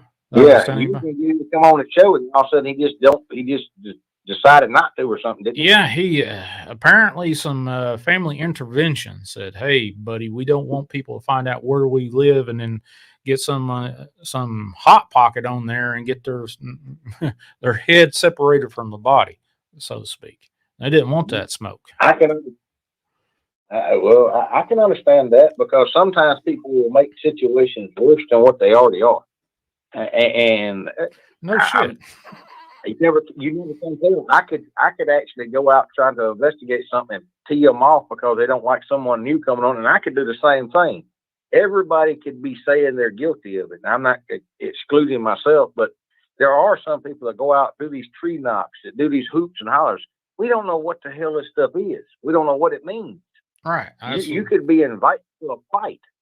Yeah. My last caller, Steven, I was asking him, what do you think these knocks mean? Are they warning, or are they just communicating, hey, there's some son of a bitch in the vicinity, watch out for him? Like I said, I don't know. I've seen two different times the knocks be associated when they were like driving deer. Right. Now, they ain't saying that's what they use them for, but maybe it's like a locating, like, hey, I'm over here. All right, I'm over here. That's the only thing I think of. Whistles, you know this, good old boys in the woods, they don't holler back and forth. They whistle. That whistle will carry further, plus it's not as alarming as somebody screaming across the freaking woods. Oh, yeah. The boys I hung around with, they would do the hoot owl calls with their hands. You know how they do the hand whistle? And they would do that. See, me and Jerry, my cousin, we grew up, like I said, when I was younger in the woods and stuff, we just used just a common, right. A soft, and if you don't get them to answer you back, you just get a little louder, like that. It's not as evasive. It doesn't light the whole woods up with knowing human sounds, because birds make all different kind of noise, especially a mockingbird or a damn finch. Dude, them suckers make all kind of a mockingbird got its name because it mocks other birds and mocks other sounds. But a finch will just go freaking ballistically nuts if you disturb them. All right. They'll dive bomb you. Yeah, and blue jays will too. Blue jays will. I've had blue jays dive bomb me like crazy. But usually people don't pay attention to the little twerps and the burps and stuff like it in the woods because they associate them with birds and stuff, and like I said, other animals, it doesn't alarm them as much. That's the reason why we used them. And most of the people that taught us, that's the way we communicated through the woods. Now, I had another cousin of ours. He could mimic a robin like you couldn't tell him and the robin, especially if you couldn't see him. He was away from you a little ways. If he did that call, it would sound just like a freaking robin. Matter of fact, we made him stop doing it because we couldn't tell if it was him doing it or a freaking robin doing it. Carol says she can't whistle. Well, I've lost 2 of my front teeth right here. I got them knocked out years ago, and I don't like wearing that bridge across there. It aggravates my gums, so I don't whistle like I used to. Well, I can whistle with my lips, but the loudest thing I can produce at one time was doing a hoot owl call with my hands. And I remember, being on the riverbanks fishing for catfish in the middle of the night and getting hoot owls to, reply to me. Another one we used to use is turkey calls, back and forth. My brother was excellent at turkey calls when he was hunting. Boy, howdy. If you guys have never seen a turkey shoot, ever been in a turkey shoot, or, if you ever hear of a turkey shoot, that's something that, people in the South love to go to. And there's a whole lot of money changing hands when they're betting on that shit. Yeah, I've done that a couple times. Oh, yeah. I can remember my dad's, I was never that big of a hunter. I did hunt when I was a kid and teenager. Is just the thing to do until I got my hands on computers, and then I kind of lost interest in it. But my brother never did get that out of his blood. He actually, that was his pastime, was being outdoors, hunting and fishing. And another thing we used to do besides the turkey shoot was, I don't know if you ever seen people do this. You take a glass bottle and you set it up a certain distance, and you turn the mouth towards you, and you take a .22 rifle, and the object is you got to knock the bottom of the bottle out. So that means you got to shoot through the opening of the bottle. Yep. My dad had a .22 scoped that could do that. He last time he was able to do something like that, he come to me bragging, which I never saw him do this, but I believe him. He said he could take a squirrel's eye out at 100 yards. You get a good .22. I've got a Remington, not a Remington, a Ruger 1022 that's set up. Like I said, at 100 yards, it's not that hard to do if you got a good scope and you got a good gun. And like I said, that Ruger 1022 is one of the best ones. I've got like 4 or 5 of them. I've got the breakdown editions, the non-breakdown, the anniversary editions. But like I said, I've got one that, you can. I can almost strike a match or shoot a match head off at about 60 yards with it. I was a fair shot. I was never that superb at it. My brother was, and my dad was. Yeah.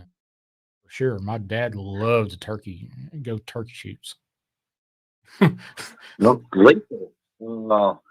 my oldest boy, when he used to competition shoot, he shot open match with a modified 45 Colt that he shot open sights, and I've seen him shoot 6-inch targets at 100 yards, almost 100 yards. I think it was a weird ass number. I think it was like 68 yards open sights with a 9mm. We call them Baba Yagas.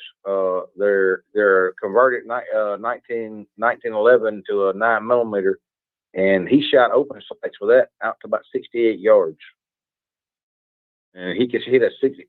It don't sound like much, but you try to a 6-inch target at that distance, looks like it's about the size of the end of a Coke can. Well, my eyesight now, I probably couldn't see that damn shit even with maybe. Mine's got more. I don't shoot long range like I used to without a nice scope, but within 400 yards, you don't want me shooting at you. even iron sights. But I've been shooting like that since I was little bitty. But I started, I think, long range shooting when I was about 10. All right. Matter of fact, I'm fixing to build DW and me a new long range gun. I think I'm going 6.5 Creedmoor. Well, what kind of scope are you going to put on the thing? I'm probably going with a Swarovski. Fixed power 6x12. Oh. Cool. So, have you went out to teach his sons how to shoot? Oh, I've taught them some. I haven't got a whole lot of time, but they're going to come up here this spring and this summer, and we're going to do a lot more. That's why we're going to build those guns up. And I don't know, for some reason, a lot of comments are having to be approved to go in. I don't know why. It may be because it may have a dirty word or something else in it, or something that looks like a dirty word. No, it's not. I see what it is. If they got the little asterisk or whatever on it, it's for some reason it's doing it. I guess it thinks it's a website or something. Oh, maybe. I don't know. Well, since I had that hot pocket crack going on, which you're aware of it, I had to lock down a whole lot of stuff. So, yeah. If you're looking for another good moderator, Miss Cornelia in there, like I said, she's part of the Nightmare Nation investigation team. That's my medical officer. All right. Well, we'll officially add her as a moderator right this very second. Cornelia, congratulations. If you don't want the wrench, just let me know. There you go. She is officially a moderator in the Chasing the Truth house. Yeah, she's over. Like I said, she's part of the group. I haven't got to talk to Barry lately. I've tried to get a hold of him earlier, but I couldn't get him on the phone to see if he wanted to come. If he was busy, if he wanted to come up tomorrow. Oh, okay. Well, did you see the weather report? Did you see the weather report for Sunday and Monday? I haven't seen it. You better take a no. Even in Mississippi, he's going to feel it. Ice and snow. Oh, that sounds wonderful. Because these suckers don't. Dark woods. No, I don't. For a long range gun, I don't use the AR platform. It's just not. I can make them accurate. It's not meant for that. Now I use the Mini 14 or the 14 variant if I want an automatic, but I usually shoot a bolt gun. I can run a bolt gun about as fast as most people can run a lever action, if not faster. I can put 5 aim rounds down range out of out of my bolt gun in about less than remember. I think I was averaging a shot every 5 seconds. Mm-hmm. That's aimed at 300 yards. But like I said, that takes I put 1,000,000 rounds down range to a bolt gun.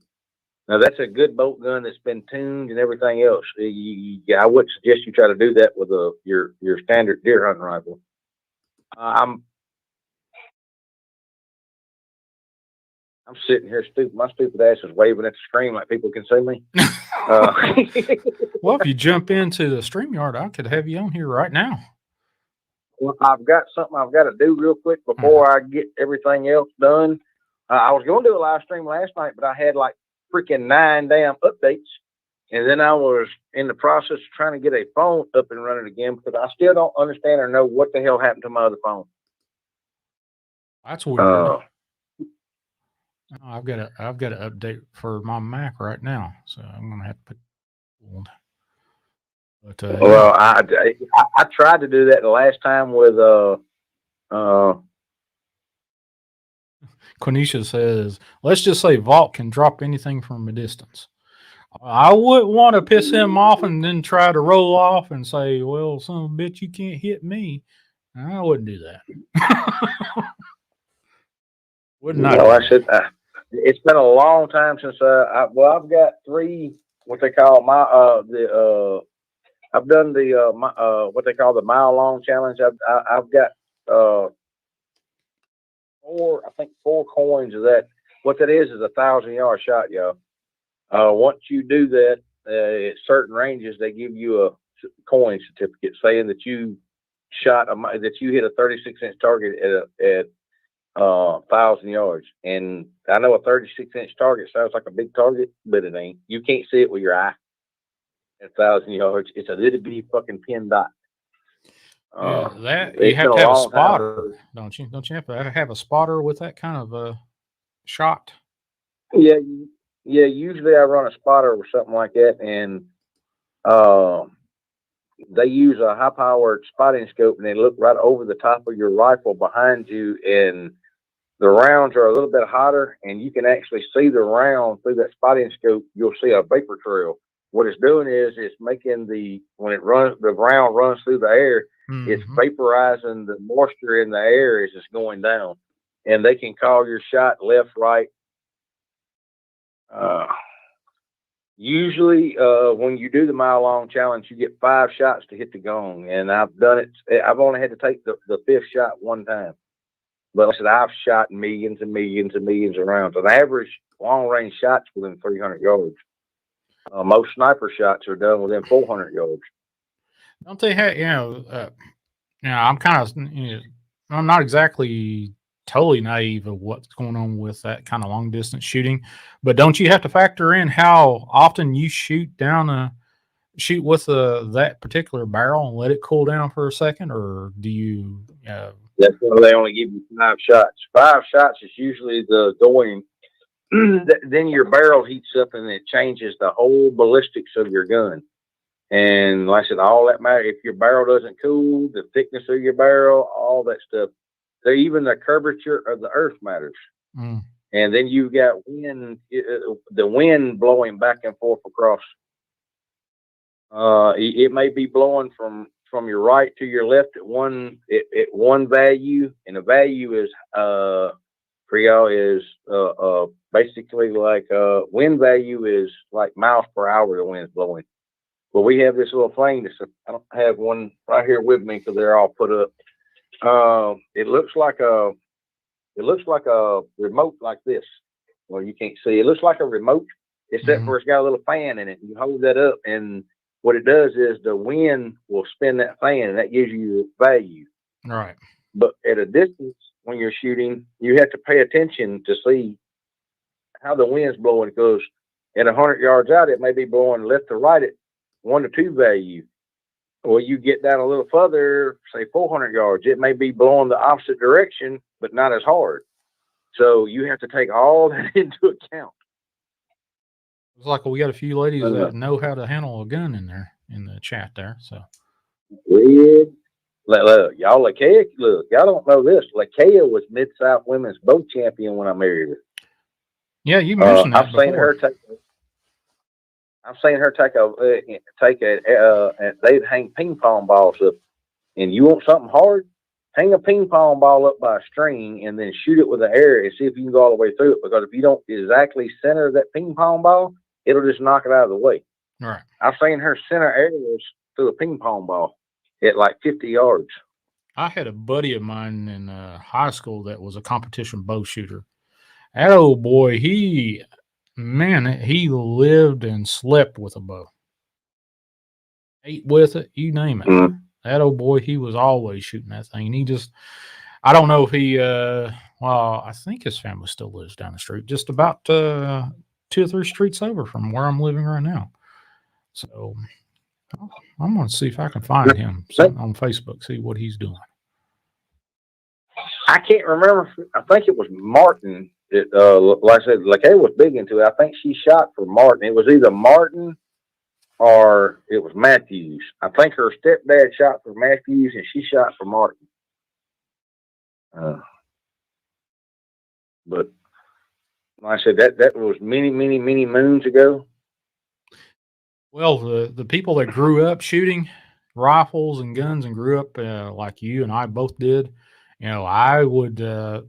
I'd be more afraid of people, that have had training in the past, because it doesn't take that long to, get your gumption about you to reshoot something if you hadn't touched a gun in a while. These people that say, well, I got a gun and I can do this and do that. But if you didn't grow up with it like I did, I'd be more afraid of somebody like me touching a gun that was aiming for you, versus somebody that never touched a gun before in their life. Don't ask me about or said something about a Savage in here. Savage gets knocked around a lot, but I want to tell y'all something. Savage is one of the most accurate, straight out of the box, cheapest gun you can buy. I can take it. As a matter of fact, I've done it before. One of the last long range gun I built to shoot long range was a Savage Axis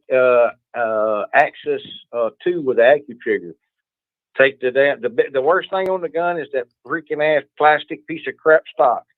But there's a company out there called Boyd's that makes laminate wood stocks that are pillar bedded straight from him.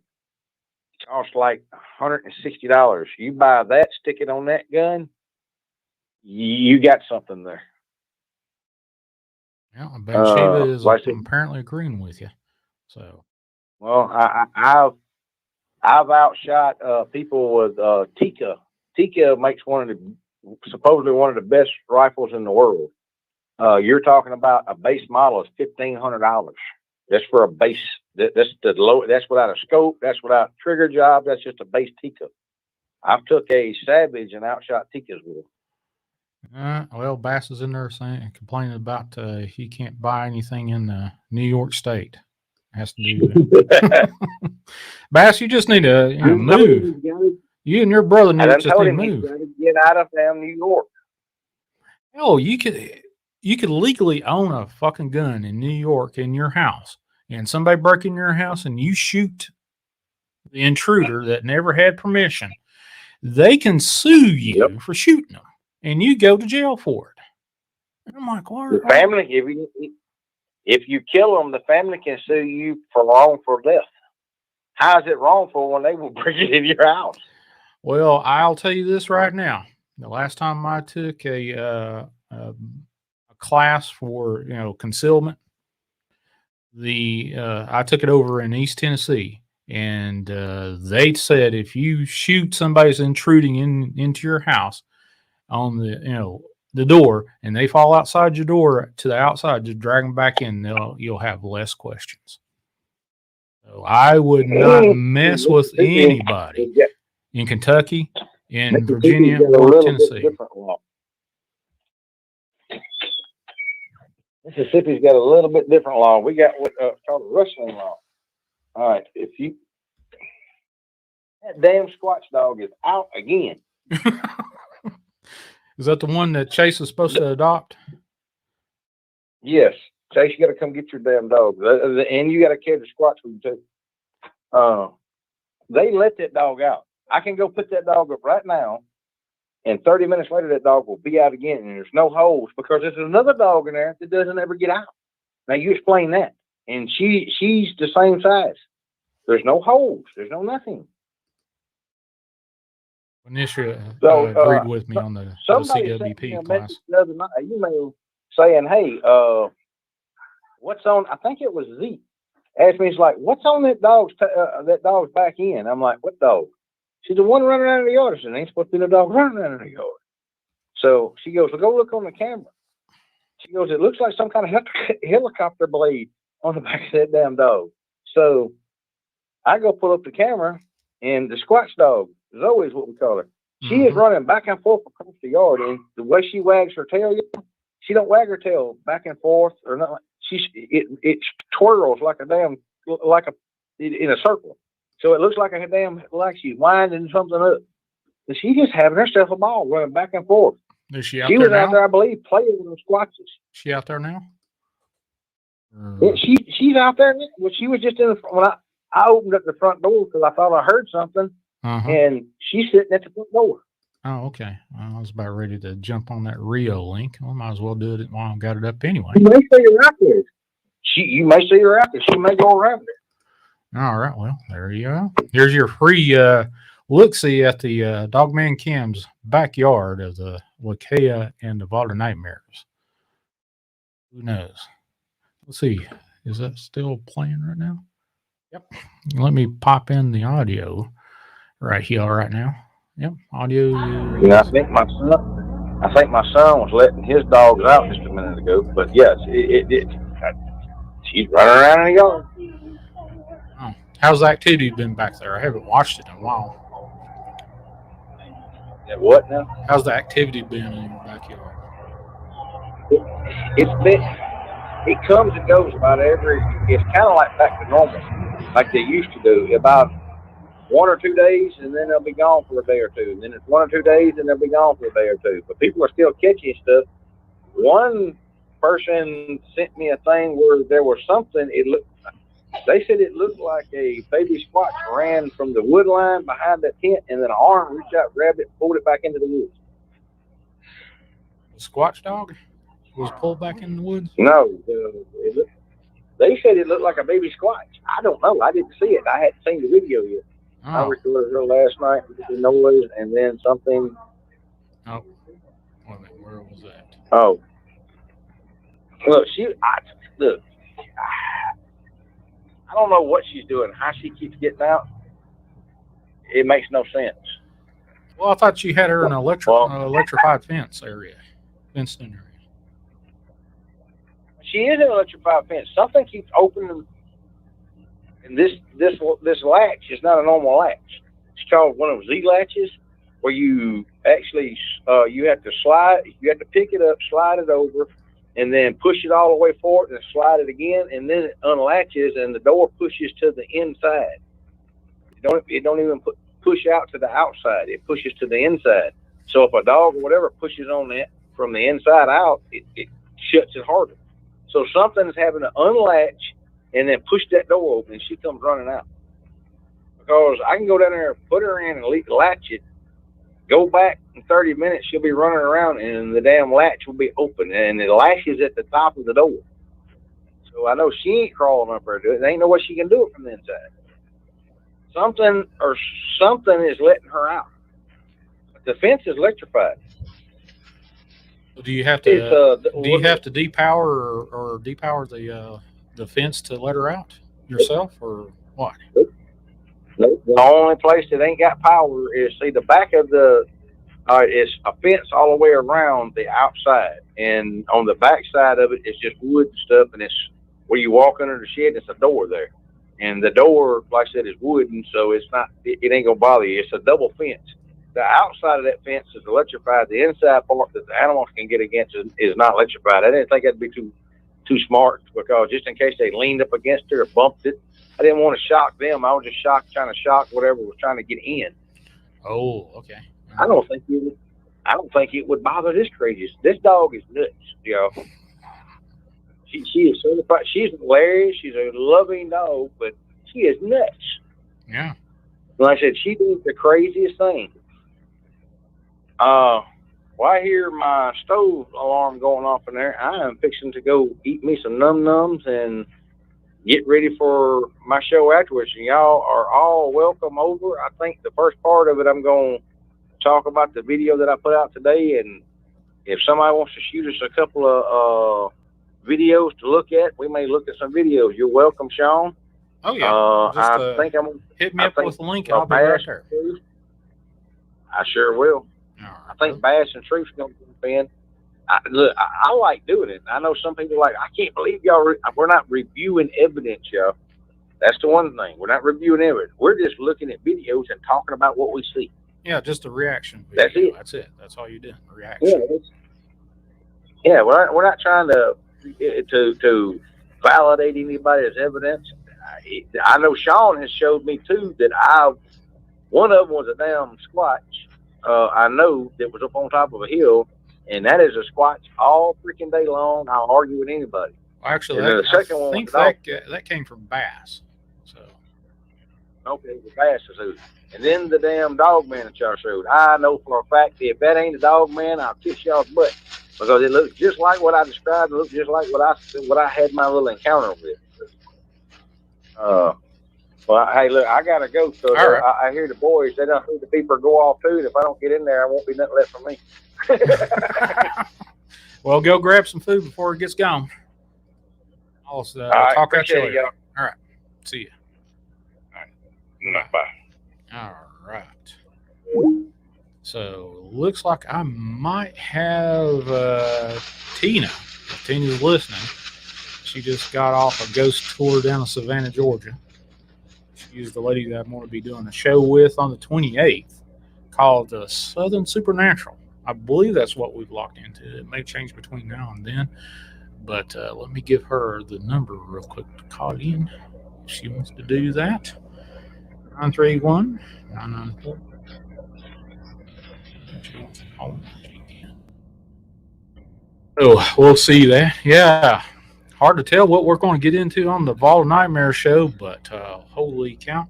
Tonight's been a fantastic night, as per usual. Every time I open up the freaking lines, you never know what you're going to get when you get to open lines. That's the way I like it. Every once in a while, you get some Yahoo crazy son of a gun. That's part of the fun, too. Actually, I could probably spook somebody out right now if they called in and they heard me do this. You never know what you're going to get when you call in the open lines on Jason the Truth and Sean G. Yeah. Who knows what you're going to get? Now, there you go. I could do all kinds of crazy crap with my equipment. You know, when I played with my audio to get it just right, to get back with everything, going to get all the kinks worked out in the system. Well, I just pulled out, yanked out all the monkeys out of my system, rebuilt it from the bottom up. That's what I got. So there you go. That's what's going on. You might have a Glimmerman video. Hell yeah, I'm all in on that one, buddy. Glimmerman. I've heard a couple people call into my show in the past talk about Glimmerman.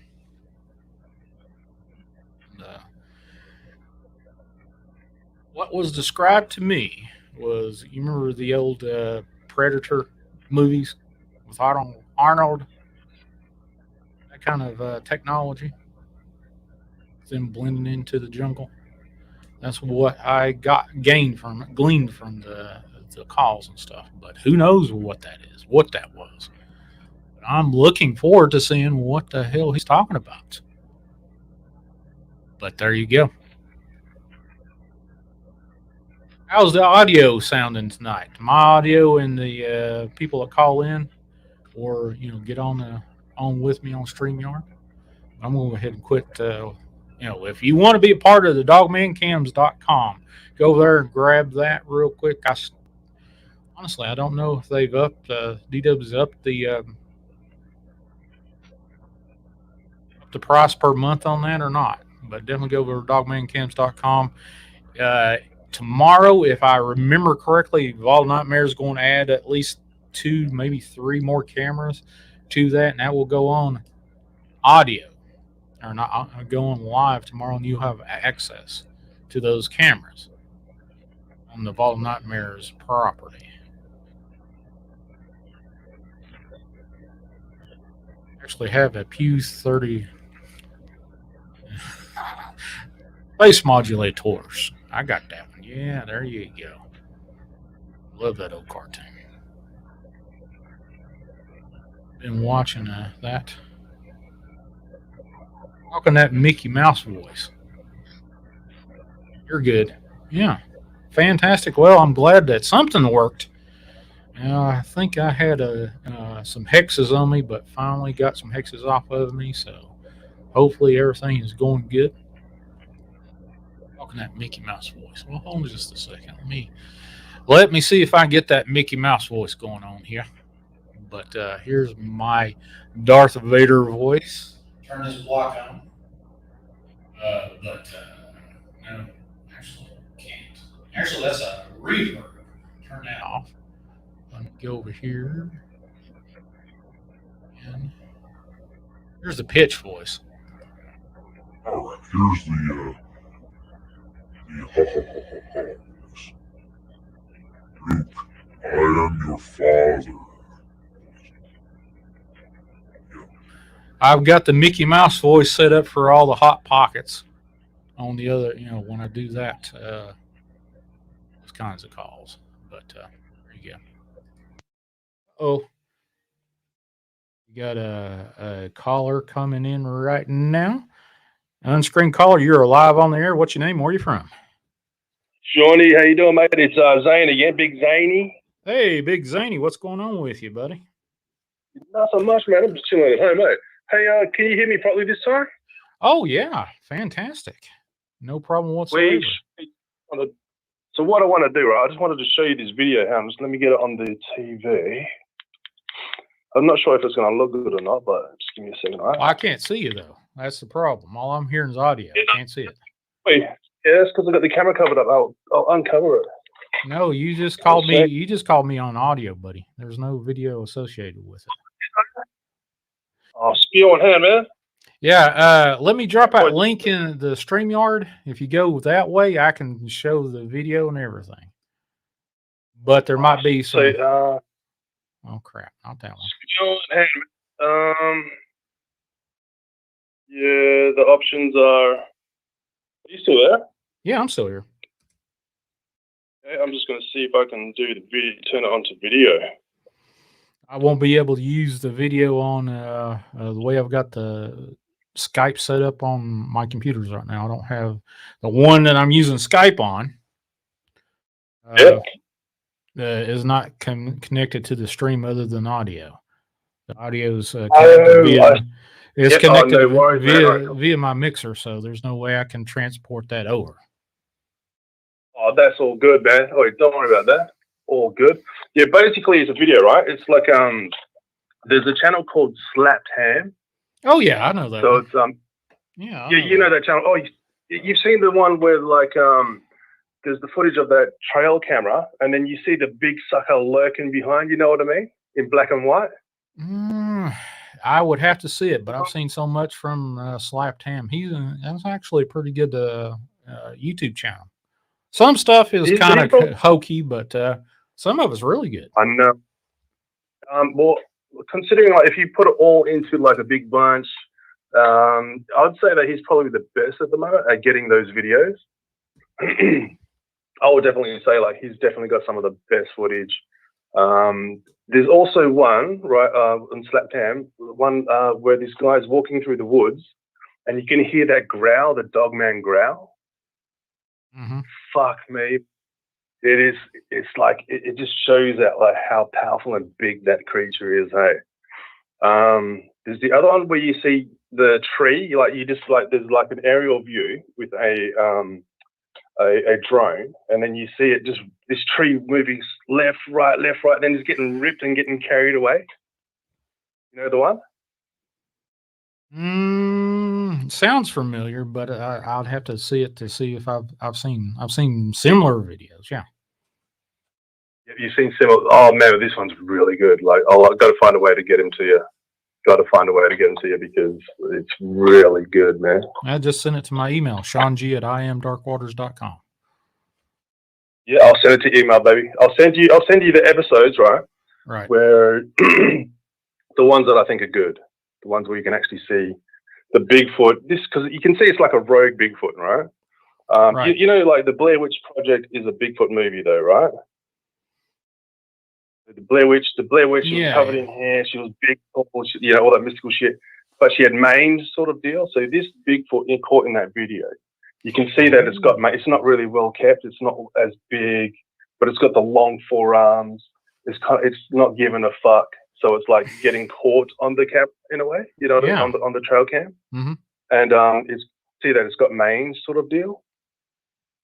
And it just kind of it's just so weird to see that big sucker just walk past. They really are. I've heard several tales of Bigfoot and Dogman and various other creatures, have mange-like descriptions. Symptoms. Yeah, symptoms. Yeah, they do. A lot of them do. Some of them less than others. But here in Perth, WA, in Australia, I've spoken to a lot of people, and I mean, a lot of people have seen them. Hey, because we do a lot of camping in Australia. That's one of the Australian things to do.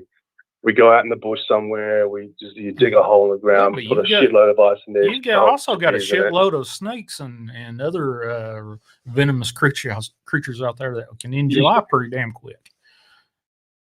We do, man. We do. I mean, you can walk into a part like into the woods somewhere, and you'll be surrounded by like thousands and thousands of these big fucking spiders everywhere. Like you gotta like twist. It's like you gotta duck. It's just really fucking. It can get really freaky. But yeah, if the snakes bite you, you're screwed, mate. You got those black mambas down there, don't you? The brown snake, right? It's a nice big fat sucker. Yeah. It's like a purple. It's like a purpley brown color. It's actually quite beautiful. Really fast. But yeah, I mean, shit. We got a whole lot of stuff that can bite you and kill you over here. Yeah. Well, there's a lot of little things with fangs and shit. We got big crocodiles. We've got razorbacks. These wild giant bloody wild pigs. Right. We've got bunyips. We've got some crazy shit, man. Like I said, man, I've seen that half pterodactyl man sort of creature thing in the tree. After meeting those Illuminati guys, they spoke about the winged ones. And I was like, oh yeah, the winged ones. And then the next night I'm seeing this fucking, what looks like a pterodactyl man in the tree, like with his black glistening eyes looking at me. I'm like, but the whole day I practiced like zero judgment, like by appearance. So I'd reached this Zen moment and shit. And then when I looked in the tree, boom, I just looked at it. It's like, for me, it felt like I gave it the right look. I was looking like, bang, like I didn't even really think anything. I was like, damn, black glistening eyes, like, yeah. And then it hid behind the wing. That was kind of weird. Triangular beak, all beige in color. Like the beige, the beak looked the same as the skin. Like the beak was covered in skin as well. Like the triangular, very triangular beak. And then later that night, taking the selfie in my mate's caravan, where the door is behind me, right? And then there's that distortion of like what looks like its head. So like partly invisible. So like mostly invisible, but you can still see this distortion there. And when you adjust the contrast, I'm like, that's its fucking head. You know what I mean? And that picture alone was scaring people. They were like, well, I don't want to see that. Yeah. They were freaking out. But, it all just backs up the whole bloody story. Yeah, okay, that fucking thing exists. That thing was real. But what really made it real is the glistening of its black beady eyes. You know, when you see the glistening of the light, you can't, you know you're not hallucinating that shit. Right. Yeah. So yeah, I mean, we've had quite a few stories about these pterodactyl creature things. Up north to us in Papua New Guinea, it's normal for them to see pterodactyls. That's normal for them. These things that fly around with the glowing belly. Oh my God! There's another episode of Slapped Ham. Oh my God! Oh, you know in Dark Water's story.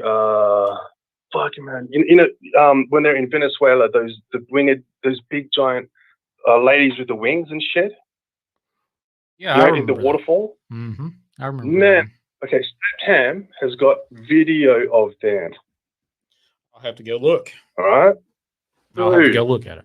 And they are probably the most creepiest fucking things I've seen on Slapped Ham. No shit, man. There's 2 episodes where they are featured. You see them there, but you see them move. Hey, they're massive. They're tall, right? They kind of look statuesque. You can see the wings. They look so creepy, but they move. And they come out of nowhere. This guy's like, oh, what the fuck? And then he just starts freaking out and takes off and shit. Man, Slapped Ham is good. Yeah, I'll have to go Slapped look at Ham, it. I mean, that story is totally backed up because of Slapped. I've sort of, the last month or so, I have kind of taken, I used to consume paranormal, anything and everything. I've kind of, took a sabbatical from, consuming paranormal stuff. Yeah. But I'll definitely go and look at that stuff here in just a little bit for sure. Man, you better. It is freaky. It'll back up the story. All right. 10 foot tall, maybe I reckon they were a bit taller even. Like 10 foot tall women with wings, like, right? And it's just fucking freaky, dude. Yeah. Yeah. So what I'm gonna do, where is my freaking pen here? I was stole a pen the other day. I didn't steal it. Took it from the deli because it was for free. Just Gonna make sure I write down your email address so I can send it to you. Okay. Okay, so what is it again? SHAWNG at IamDarkWaters.com. At IamDarkWaters.com. And I am darkwaters.com. Right. .com, because then I can send to you. 3 that I know of. And when I find those ladies, hells yeah, baby. Gotcha. Then I can send it to you. That's cool. DW dropped Awesome. a demon story earlier today, and it reminded me a hell of a lot of a demon story that my sister told me. She used to live in this coal camp in Southwest Virginia here in the United States. And she said at night and during the day, she would hear demonic voices calling her name. And at times she would be laying in bed and thinking, what the hell's crawling across the roof of her house? She would say it would sound like there was a whole gaggle of these things crawling around outside. And, hey, look. Yeah. Go ahead. Hey, have you seen? Have you watched the series by Planet Weird? What's it called again? It's a fucking awesome series, about the Kentucky goblins. Yeah, hell, you're talking about Hellier, Kentucky. That is 30 miles from me, man. Yeah, It's close to you, is it? 30 miles. Did you watch the series? I watched both series of it, both seasons. First season was okay. The second season got a little too in the woo-woo stuff for me. But yeah, I've heard those stories all my life. Yeah, I know, because Kentucky, right, sits above a bloody massive cave system, apparently. Yeah, but if you think mammoth cave system. You know, water. Do you guys have bore water? Like, so in Australia, we've got bore water. So if we drill into the ground anywhere, we can suck water out of there. It stinks. Yeah, pretty much. Yeah, we've got these people that can. It's called dowsing, where they can grab. Usually it's some sort of tree limb or whatever. It's forked off, and they can go across and say, "Okay, I sense water here," and they drill for it. Yep. These people make pretty good money. Yep. Well, in Australia, you don't make good money for it, but I mean, I've drilled a bore with my dad in his own backyard just for the fuck of it, so we can get free water to water the plants and stuff, right? Right. So water is everywhere. So so in a way, there are tunnels and underground everywhere. So the Earth is more like a Swiss cheese than it is solid, and people always forget that the Earth's crust is deeper. Then the sky is high. Then our atmosphere is high. You know what I mean? Mm-hmm. Oh shit, yeah. So who knows what the fuck, man?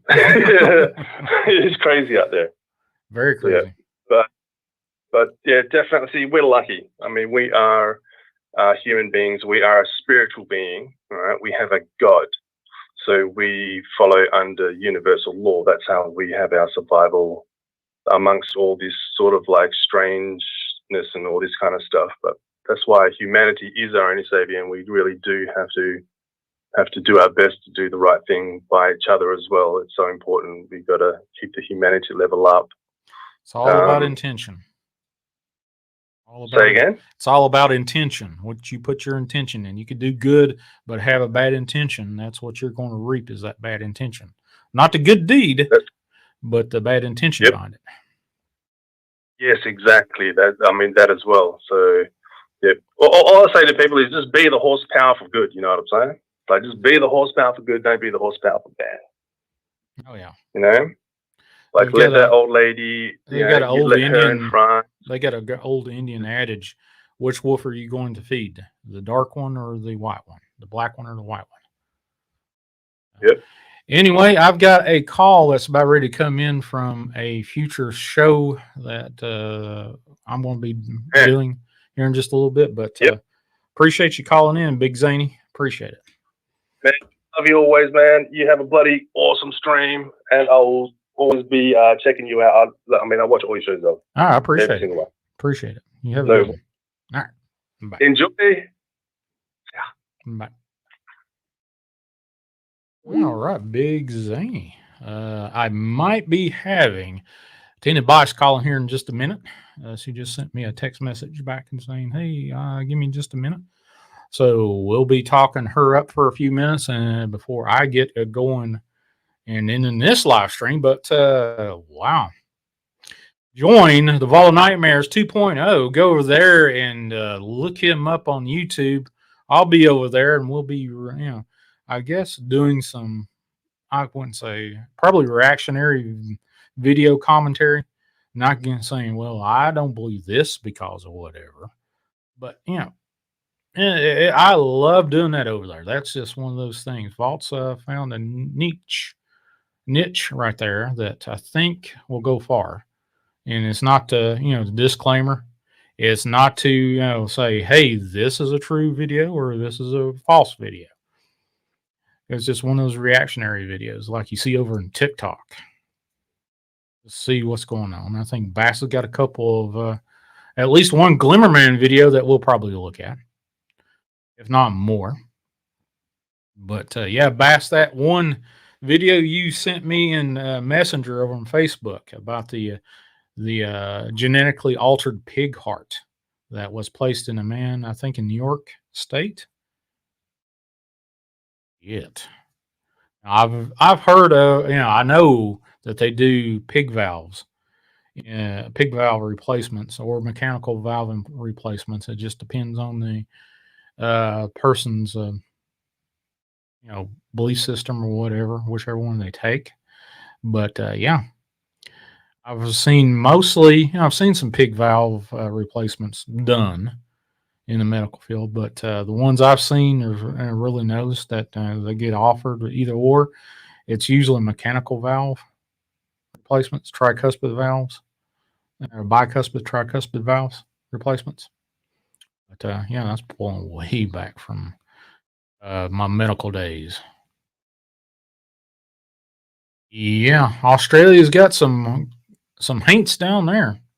Some whole lot of strains going on down there, and a lot of venomous, pointy things that can bite you, and you say bye bye forever down there. But waiting for Tina. Maybe she'll call, maybe she won't. I don't know. Tina Bice is going to be the lady that I'm going to do the Southern Supernatural. I believe that is the name that we might be going with. Don't quote me on that, but we'll be doing on the 28th a live show. Maybe do some readings, maybe do some other stuff. You never know what we're going to do. But an entire pig heart that was genetically created. Yep, Days of Noah stuff. Absolutely, Bass. And actually, that falls in line with what I was shown in my near-death experience.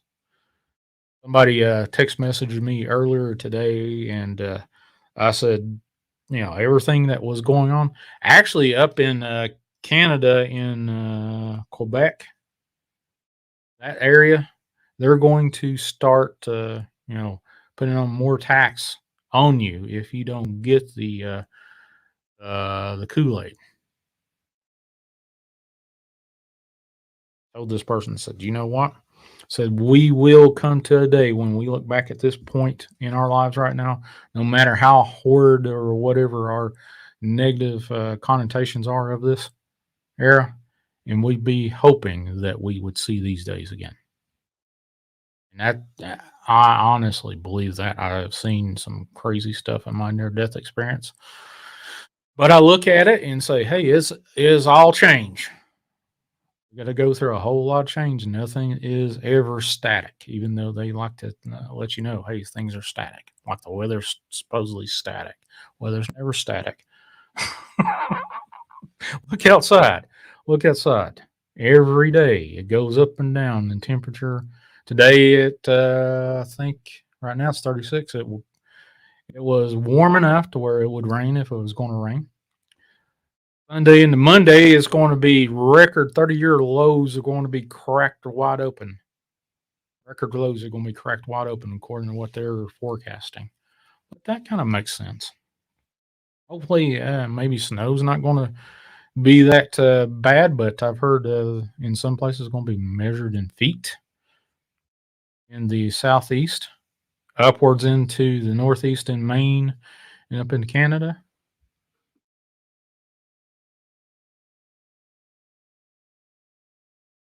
That's just me. Oh, no. I can hear a train whistle. That's what I'm hearing. You may be able to hear that train whistle. I don't know with this new microphone. I don't know how sensitive this thing is, but apparently it sounds pretty good. But if you want to call in, 931-994-6917 is the number to call. Definitely hit those thumbs up. Looks like we got say what the heck? Really? 68 watching now, 73 thumbs up. Wow, holy cow, that's pretty cool. More times that you tickle those thumbs up or thumbs down, that gives the YouTube gods the ability to say, hey, this is a popular stream, and share it out, and it appears on more people's pages to check it out.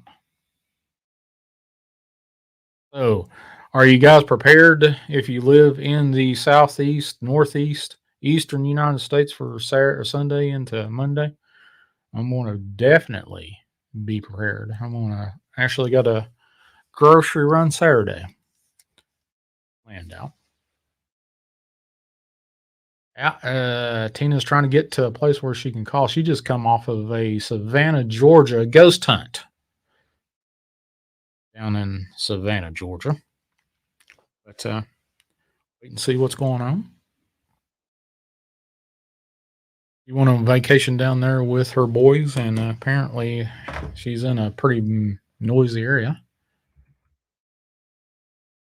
Have her on, see what's going on. We'll see. We'll see.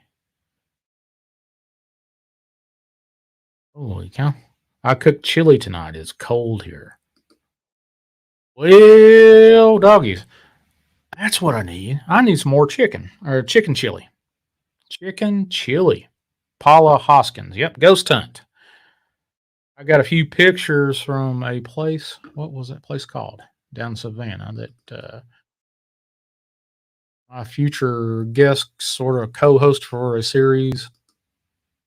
A Davenport home down in Savannah. I don't know if anybody's familiar with Savannah. I've heard of the Davenport, but I got a few pictures from that place. Let's see if we can find this up and see if I can.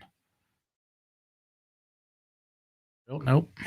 That's people's faces in it. I don't want to do that. Oh, okay. Here we go. I believe this is. Here we go. You probably can't make out this face, so that's pretty cool. So let me get this one. Share it out. Show you what's been going down to Savannah, Georgia. Down at the Davenport house. But this is what was shared with me earlier. I got probably about 3 dozen pictures of this house. I went over to see if there's any activity or anything kind of crazy going on down there. But there's that for sure. Okay, with the snow. You haven't had much at all. Well, apparently if you live, 1 second, let me see if I can bring this back up. Let me redo this is what I showed earlier for the folks that are just joining in and didn't see my start of the show update. I just learned this right before I got on the air. Let's do this. Share this son of a gun out. Right here. There we go. There you go. AccuWeather.com. This is from this Eastern U.S. on alert for another major winter storm. All right. Well, apparently she's going to call in right now. So hold on just a second. We'll get her going. If she calls in, we'll see. We shall see. I hope she's got. I give her a right. Let's see. Right number.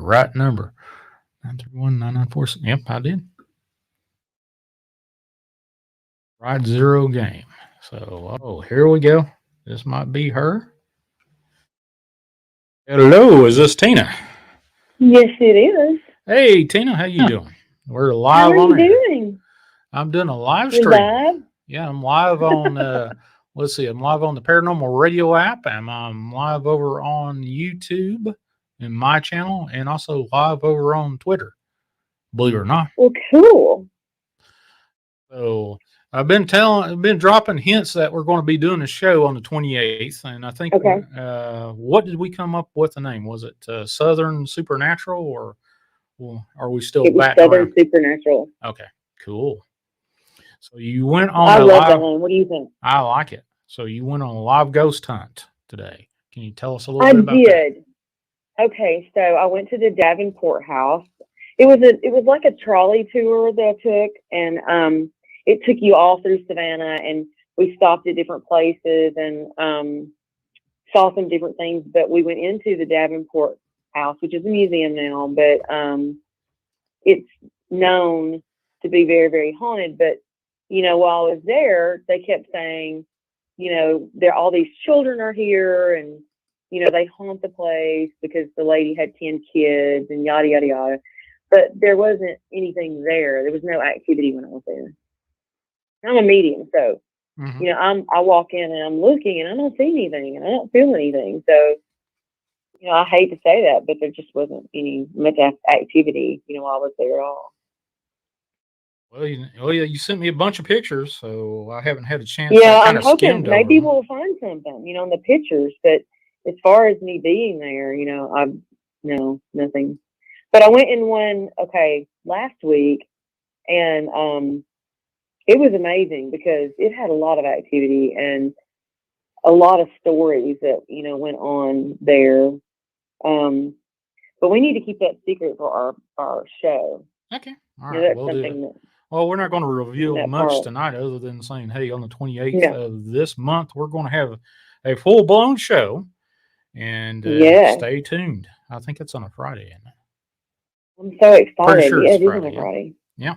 So we're going to have that. You never know what you're going to get when you when you come by this place to listen. But with us too, no, you never know, do you? Yeah, you're getting your audio equipment in, and we got this StreamYard already, so you'll be able to see a video of her as we're doing this. Are we going to do live readings, or what are we going to do on that? Yeah, we can do live readings. We'll do that, and yeah, I don't mind. That's cool. Fantastic. We'll do live readings and everything. That's cool. Quenisha says she's ready for it. I mean, we can even do like a virtual tours to people's houses if they want us to do a walk to see, what they've got in there and everything. I do that for people a lot. Well, with this StreamYard, all they have to have is a smartphone and share their video out. Right. They can exactly. Show us what's going on in there. And of course, we want to. We don't want rated X stuff or our stuff or anything like that. No, especially for YouTube. No. Just just definitely. Walk through somebody's house and help them out with their paranormal stuff. Oh yeah, but no X anything. Nudity. Nothing like that. No. Nothing like that. No craziness. We're not inviting that in. But yeah, I'm excited about it. We'll see what's happening. So what's been going on tonight?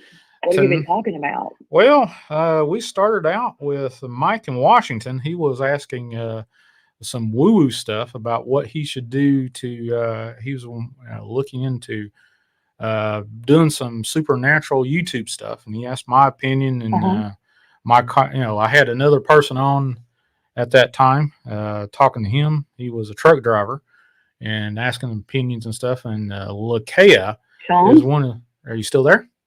Can you hear me? Hello? Hello? Can you hear me?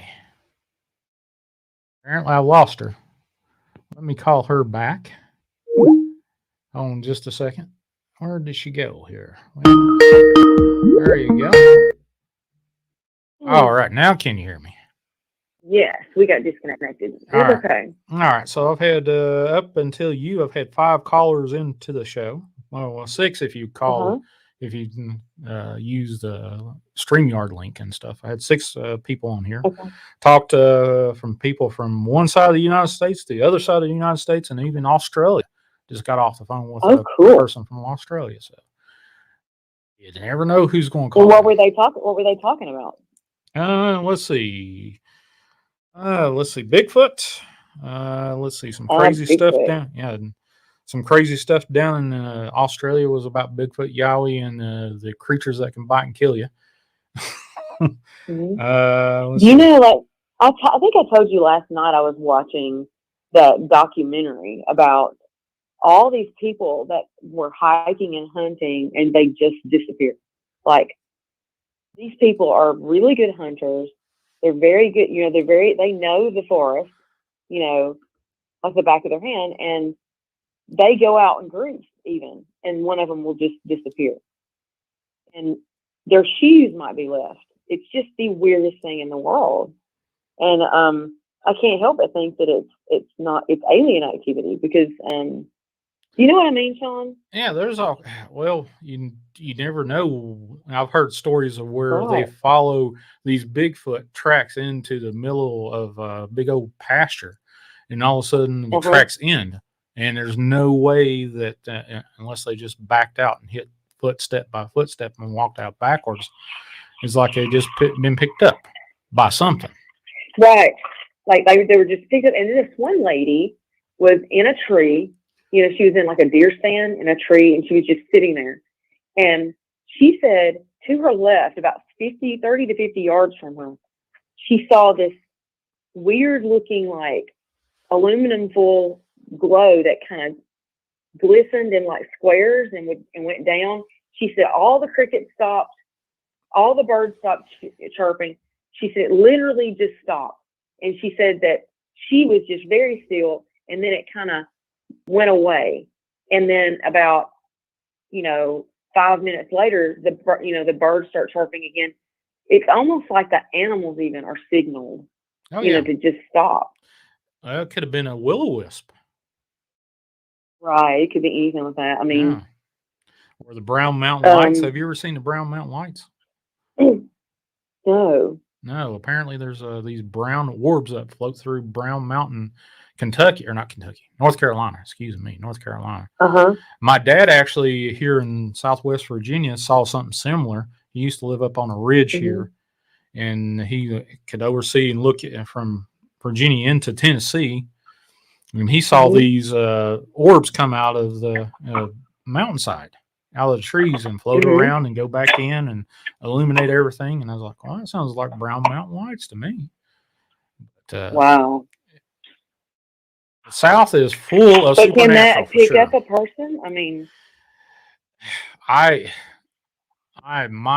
that's strange. My ability to believe or disbelieve anything, I would believe it more than disbelieve it, because there's not a scientist out there that can say, "Hey, you got these facts in front of you.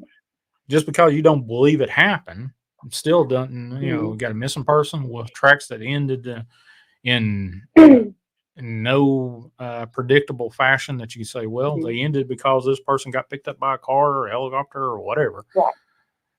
But they can't do that for whatever reason. They don't want to cross over and say, hey, they don't want to include metaphysics into their calculations whatsoever. Well, I did a walk through one of our friends on Twitter, and I'm not going to say her name, online like this, but live. But I did a walk through her house and her mother's house. And I saw these little black aliens. They were black, and they were like probably 2 feet tall. There was a lot of them just all over, like the den and the bedroom. And they were mischievous, like, they pushed her down the stairs. It's like she knew they were there, but what I said to them was, I said, you have these little black aliens everywhere.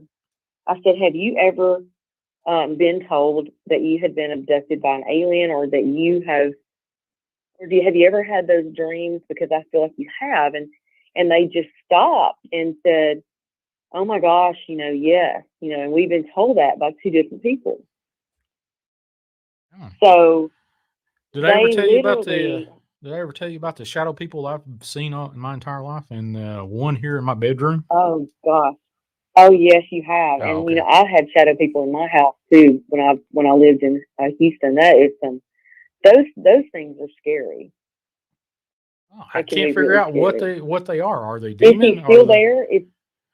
I haven't seen the last one I saw was probably about a month and a half, 2 months ago. And have you ever heard of the Hat Man kind of deal? Well, this one was in my dining room, and it looked like an old creepy grandma with a big hat on, and it was a shadow standing behind my dining room table. Oh my gosh! And I just are caught you a glimpse talking about like a hag? Sort of, kind of, but it didn't have any distinguishable features other than just a shadow. Looked like it was a short woman, shadow of a woman with a hat on. I had that hag in my house in California. Yep, I remember that. I had put up all my boundaries, but I missed my fireplaces. I had done everything except for the fireplaces. And that's how she entered my house. And did I tell you who it was? You said it was my neighbor. That was a witch yes. So a hag can do all kinds of stuff. That's a scary thing. But shadow people, I think some shadow people are demonic. I mean, I believe that because they're not kind. They're bad. Most of the shadow people I saw was in a hospital setting, and usually when I saw one, I found a dead body. And they're around a lot of that. And Amy Allen even said that they're bad. They're just not things that you want to like mess with. Right. Yeah. Gosh, I hope it's gone out of your house. Well, it's been a whole lot calmer these past few weeks, is all I can tell you. Occasionally I'll hear a thump that like, well, that was a little louder than a normal century-old house should be loud. Right. But all in all, it's pretty decent around here. Although I did forget. Sean, you got water running under your house, don't you? Absolutely. Yeah. Yeah, water is a major conduit for the spiritual, supernatural. It's like it's like electricity. They travel through it. So it makes perfect sense that you've got a lot of activity because of all the water under your house. Have you ever thought about that? Yeah, I've thought about that many times. Just trying to explain why there's so much activity in this old house. I have 2 sump pumps in my basement for that very reason, because there's always water. Oh my goodness. There's used to be an old train rail line that literally was with maybe 100 yards from me across the road, and there's an old railroad tunnel, and I used to go down there and crawdad, catch crawdads down there in that tunnel. It was always wet down there, always. Oh wow! There's springs all over the place around here. Yeah, that makes sense because it's literally a conduit for the spiritual world. They travel through it. I mean, you literally could have a vortex, where because your basement is so active. I remember, me and you, talking about all the pictures, that your cameras would take down there. You know what I mean? In the videos. Yeah, I actually took that camera out. It malfunctioned, and I had to have my sister bring the camera up. Having replaced the camera and put something back down there. But that place down there had some weird, strange, whole lot of strange going on. It sure did. Yep. So many orbs. I mean, really, really nice orbs. You know what I'm saying? I've seen and people about a year and a half, 2 years ago. I was putting up a camera in my hallway, and as I was putting up the camera, I was looking on my phone, saying, "Well, is this angle I wanted at?" And then all of a sudden, this big, huge ass orb pops up over top of my head, And the camera, I look up and I'm like, well, I can't see. And then I follow it. I should have hit record on the video, but you could see it. It just exited into the dining room. Wow. And I'm like, Yeah, I looked down at it and I was like, I should have hit cool. record or at least took a picture of the damn thing, but I didn't. Well, in your house, you're going to have plenty of other chances. I'll tell you that. You know? Well, I just based off of the history of this place and everybody that has been in and out. Yeah. Yeah. More or We'll less. have a lot to talk about on the show. Oh, yeah, definitely. Plus, we'll have a lot of interaction with people as they call in and interact with us in chat. And, whoever wants to, interact with us, that's what we're going to do. This is going to be interesting. I'm excited about this. I'm excited about it too. Oh, yeah. Because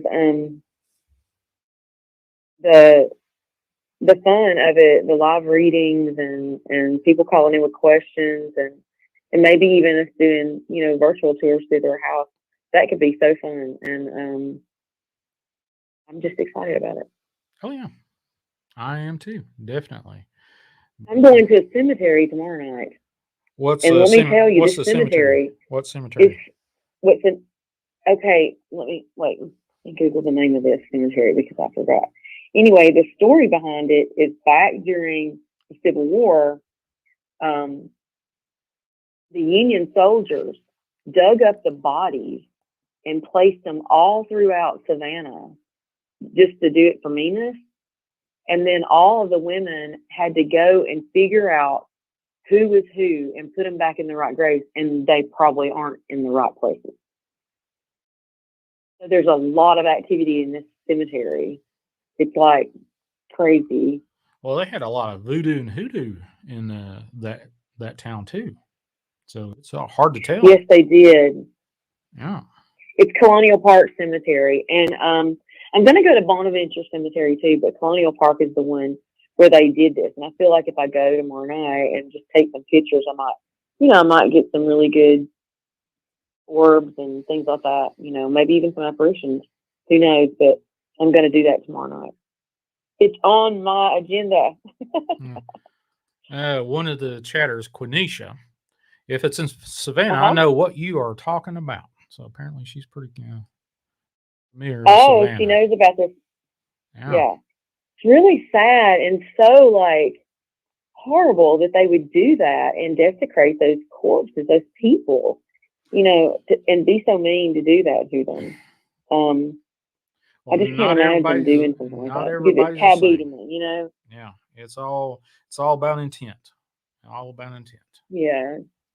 I'm also going to do that tour of the tunnels under Savannah, and that one's probably going to make me really sad because the tunnels were built by the slaves, and they locked them in there, at night. And I'm also empathic, so I feel a lot, when I go to places.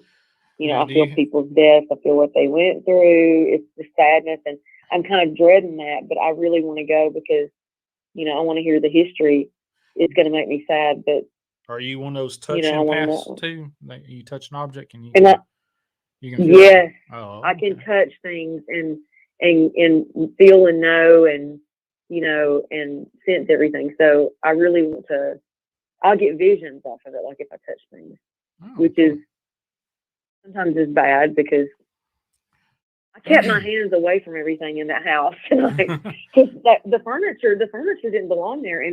And the lady said, she goes, "This chair has a lot of activity." And I said, but that chair wasn't their furniture, right? And she said, "No, it wasn't." And I was thinking to myself, well, that chair was probably in a garage sale somewhere or somebody else's house and has some sort of action from somewhere else. Do you see what I'm saying? Yeah. So, yeah. So I just kind of kept my hands in my pockets.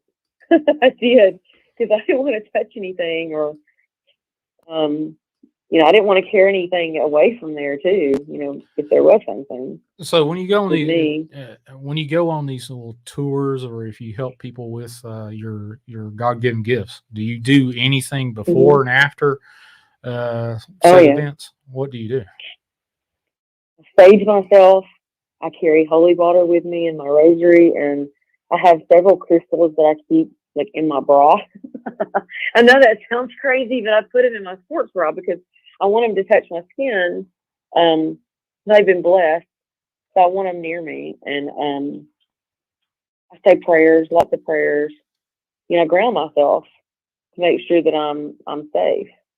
You have to protect yourself. You have to put up a lot of protections. If you don't, then you can carry something back.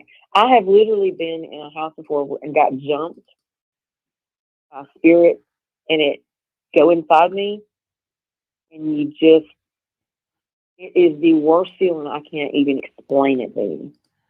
Do you remember you that? Feel dirty. Do you remember that interview I did with you? You were actually my second interview. You were talking about this exorcism. I just found the pictures that I was sitting there doodling of that. Maria? I guess. Yes. Here is what let me share this one. This is what I doodled as I was doing this. You know, it wasn't live; it was pre-recorded. But this is my off. Show the before and after. Yeah. This is the before one. Ooh. And let's see. Let me go ahead and that was before the exorcism, and what Sean did was he was doodling this, and he said, and I was telling, you know, the story of us going to Maria's house, and me and Father and Brenda, and we went to her house, and we're going to do the exorcism in the house, and her later. So we had to take care of the house first because she can't come back unless the house is clean. So I was trying to explain to him, you know, how bad it was. And then he doodles a picture of her, and it was her. I mean, I was shocked. And what did I say, Sean? Well, you come back and you said, where the hell did you get that picture? Yeah. I just didn't believe it. I was like, I cannot believe he has drawn her face. And it looked just like her because she had not bathed in like months. Her hair was all matted. You know, it was bad, really bad. Yeah, but that's from off my second interview ever on Chasing the Truth. Yeah, I know. That was, you know. I remember that. Yeah, that was so fun. Yeah, that was fun. But we're going to. I think I did 2 with you, didn't I? Yeah. 2 yeah. You did at least 2. I'll have to go back and look. I've done probably 200 shows since then. I think we did part 2 because we had to cut it in half. All right. It was fun. Yeah, it was fun. We're going to have that again, and who knows what's going to happen on the 28th of this month. It's going to be really exciting. Oh, yeah. It's going to be fun. Fun. Lord willing, and the creek don't rise, we'll have it on the 28th. Now, that's country. Hell yeah, it's country. What you don't get any impressions that I am not country, because I am. Well, I know I am. So, you know, and I've been down here in Savannah, and I thought, like I told you that, you know, last night, I thought that I'd lost some of my accent because, you know, when I was in California, they thought I was from England. It was the craziest thing ever. And I'm like, no, I'm not from England. I'm from Alabama. And then, you know, living in Boston and then, you know, in California and different places like that, Philly, you do kind of lose some of your accent because you're around people that don't talk like, you know, Southern people. So I come down here and I realize that I've gained a lot of it back. The time that I've been down here. It's horrible. Oh, geez. I don't mind though. When I was doing work in healthcare, there would be people that would back up in the hollers that would come into the hospital, and I would, you know, I would be around a lot of people that didn't have a really thick Southern accent, but I would have to adopt a really thick accent and change, you know, my language structure to get them to understand me. Right. You know, right. Oh yeah. So, because we do slur a lot of things together, like 3 or 4 words at the same time. You know what I mean? Hell yeah. Like mom and M's. I'm going to mom and M's. Mom and M's. Or Ussens and Yeah, mom Ewins. and M's. Ussens and Ewins. Right. Weans. Yeah. Ussens and Ewins. Yeah, I can remember my grandmother when she would go out, do grocery shopping. She said, "I'm going out trading." Right, trading. Yeah. Because they used to do trading. Oh yeah. You know, they would take their eggs in and they would trade. Yeah, barter for things like barter sugar. for Or, stuff. yeah, barter. Oh yeah. Let's see. There is a bar. What is that? Barter Theater in Southwest. Where is that place? It is. I'll think of it here in just a second. I can see it. I've been there. Been in the theater a bunch of times. That's probably one place you need to go look is the Barter Theater. It's old timey, old wood, cherry wood. You walk in there and you just all of a sudden get hit with, wow, this place has got some history. Let me look that up. Let me look that up. Barter Theater, Abington, Virginia. That's the place, Abington, Virginia. Oh, cool. Yeah, Barter Theater. You'll have I need to go there. Yeah, that I hadn't. Last time I was there was probably about 30 years ago, give or take. Really? Yeah, it's been a hot minute. I don't know what they've done since the COVID stuff has been around. I don't know if it's open or not. It's as left as this this general area is in. It's hard to tell, but maybe it's still open. Maybe they're going to open it back up. I'm gonna try to hit a bunch of like these places for us to talk about, these haunted places, and just see, you know, if I have to travel a lot, I'll just will. It's fun. Yeah. Jennifer Metzger says, "Drawing a still of an attractive lady. I had no idea Sean was a talented illustrator. I'm definitely looking forward to a new show." So. Oh, great. That's awesome. Yeah. Well, honestly, I used to be a really good artist back in the day. And, I went and started doing medical stuff and I just lost the touch. And I was just chatting on, doing the interview with Tina here. And I was just doodling, sometimes I do. I don't think you lost that though. I think that you just probably just don't do it as much as you used to, but you're still a very talented artist. I mean, you just doodled that out of nowhere with her. Not only was it art, it was spiritual writing, and drawing. That you got that gift. I felt horrible asking people to repeat themselves. Well, I can tell you right now, it don't bother me to repeat myself because I know I've got this tendency. If I'm not feeling 100%, I start mumbling. You probably can, find out, on other podcasts or radio shows I've been on. If I'm not feeling good at that moment or have a headache or whatever, my demeanor changes and definitely I start, mumbling a little bit. Well, I guess I do that too if I'm not feeling good. Oh, yeah. Or I just don't want to do anything when I'm not feeling good. I don't want to do that today, Well, I've had more of that. Let's see. Quenisha says you may be a channeler. Spell check. Oh yeah. Says, I agree. Sean, you may be a channeler. I don't know if I'm channel or whatever. I have think thought. So, because you definitely channeled her. I thought that I might be, one of these remote viewer types, maybe. I think so. But that's. Do you remember you've done that before for me? Remember when we did that little test? Do you remember? I'm not going to say it out loud. Do I remember? Do you remember doing the remote viewing? And you were doing the remote viewing of my house about that safe in a room. Yeah, the safe. Yes. Yeah. Apparently, I nailed that. Right, and you nailed that one. I mean, you nailed it. So yeah, you can do that. Okay. Well, if you say so. So don't say you can't. Well, that's what you got, folks. That's what's going to happen on the next or the new show. Yeah. Southern Supernatural. We got secrets we're going to talk about, right, Sean? We're going to talk about a lot of stuff. We're going to talk a lot of stuff, and you never know, because Tina and I can talk to each other, and we've got a lot of history that we can talk about. Plus, hell, we can shoot the shit with just about anybody. Yes, we can. And that's the most important thing. Anybody can call in and we'll talk to you. It doesn't matter who you are. Yeah, it's going to be a fun show for sure. And fun shows, plural. Let me make that positive right there. Fun shows. Yes. One right after another. You never know who's going to be a guest on here with Southern Supernatural. We'll see. That's right. I'll start designing the. We're going to surprise people. Yeah, it's going to be interesting. Is all I can tell you. Plus, cold calls and all this stuff that is going to happen. We'll see what's going to happen. Right. Yeah.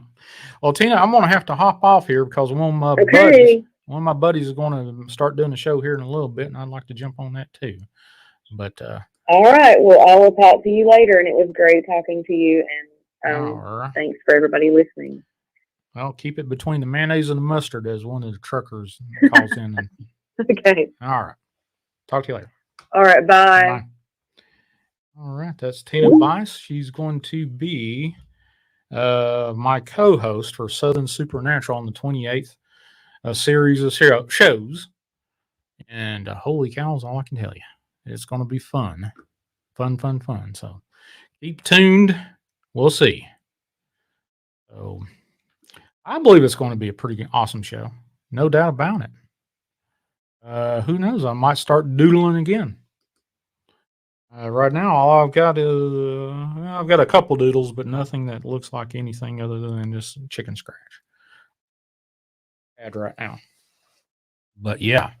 All right, folks. What you probably need to do before I get off of here is go over to the Vol of Nightmares 2.0.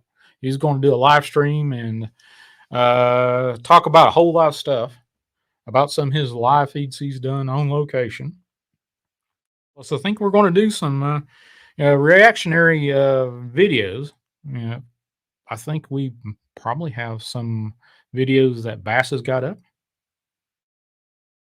He's got in store for us. Glimmer Man. I think he's kind of teased with that, but you never know. But like I said, before I do any signing off, I got to do one thing. One thing only. Got to say a prayer. So here we go. Dear God in heaven, thank you for today. Thank you for this show. Thank you for all the folks that have called in. Please, dear God, bless each and every one of them that has called in and the folks that are going to listen in the future. Please, dear God, if they are in need of aid spiritually, mentally, financially, if they're hurting or sick, please, dear God, send your angels of mercy to them. Protect them from everything that is evil, satanic, out for the ruin of souls of man, alien, interdimensional. Plead the blood of Jesus Christ on them. And pray for each and every one of them that are in need. Bless my show. Thank you for this show. Bless my show and the equipment and everyone that is attached to it. Dear God. Dear God, look after everybody in this new year and keep sanity in the forefront. In Jesus Christ's name, amen. Holy cow, folks. All I can tell you is, what another show. I went into this and like, well, we'll do another live stream with call-ins and see what's going on. Wow, is all I can tell you. Join me over on the Vault Nightmares. Go over there to his show page on YouTube. I'll see you over there here in just a few minutes whenever he gets a cranking. That is Cray. Wes, buddy, I hope you're feeling better. I think you are, but been praying for you. Hopefully everything will be good to go. Look for me Saturday night. I might do a show between now and then, but I'll definitely be popping in over. Yeah, I'll be over on the Vol Nightmares here in a little bit. So let me grab this and hit this. Good night, folks. If you want to reach out to me, 931-994-6917. If you want to, at no cost, hit those thumbs up and share and like the video and subscribe to my channel. I've got a lot of things coming. So, or if you want to, donate or tip, I've got PayPal and Cash App in the description. So, thank you. Thank you for listening. I don't know why you do, but thank you for listening. So, good night, folks. I'll see you over on the Vault Show here in a little bit.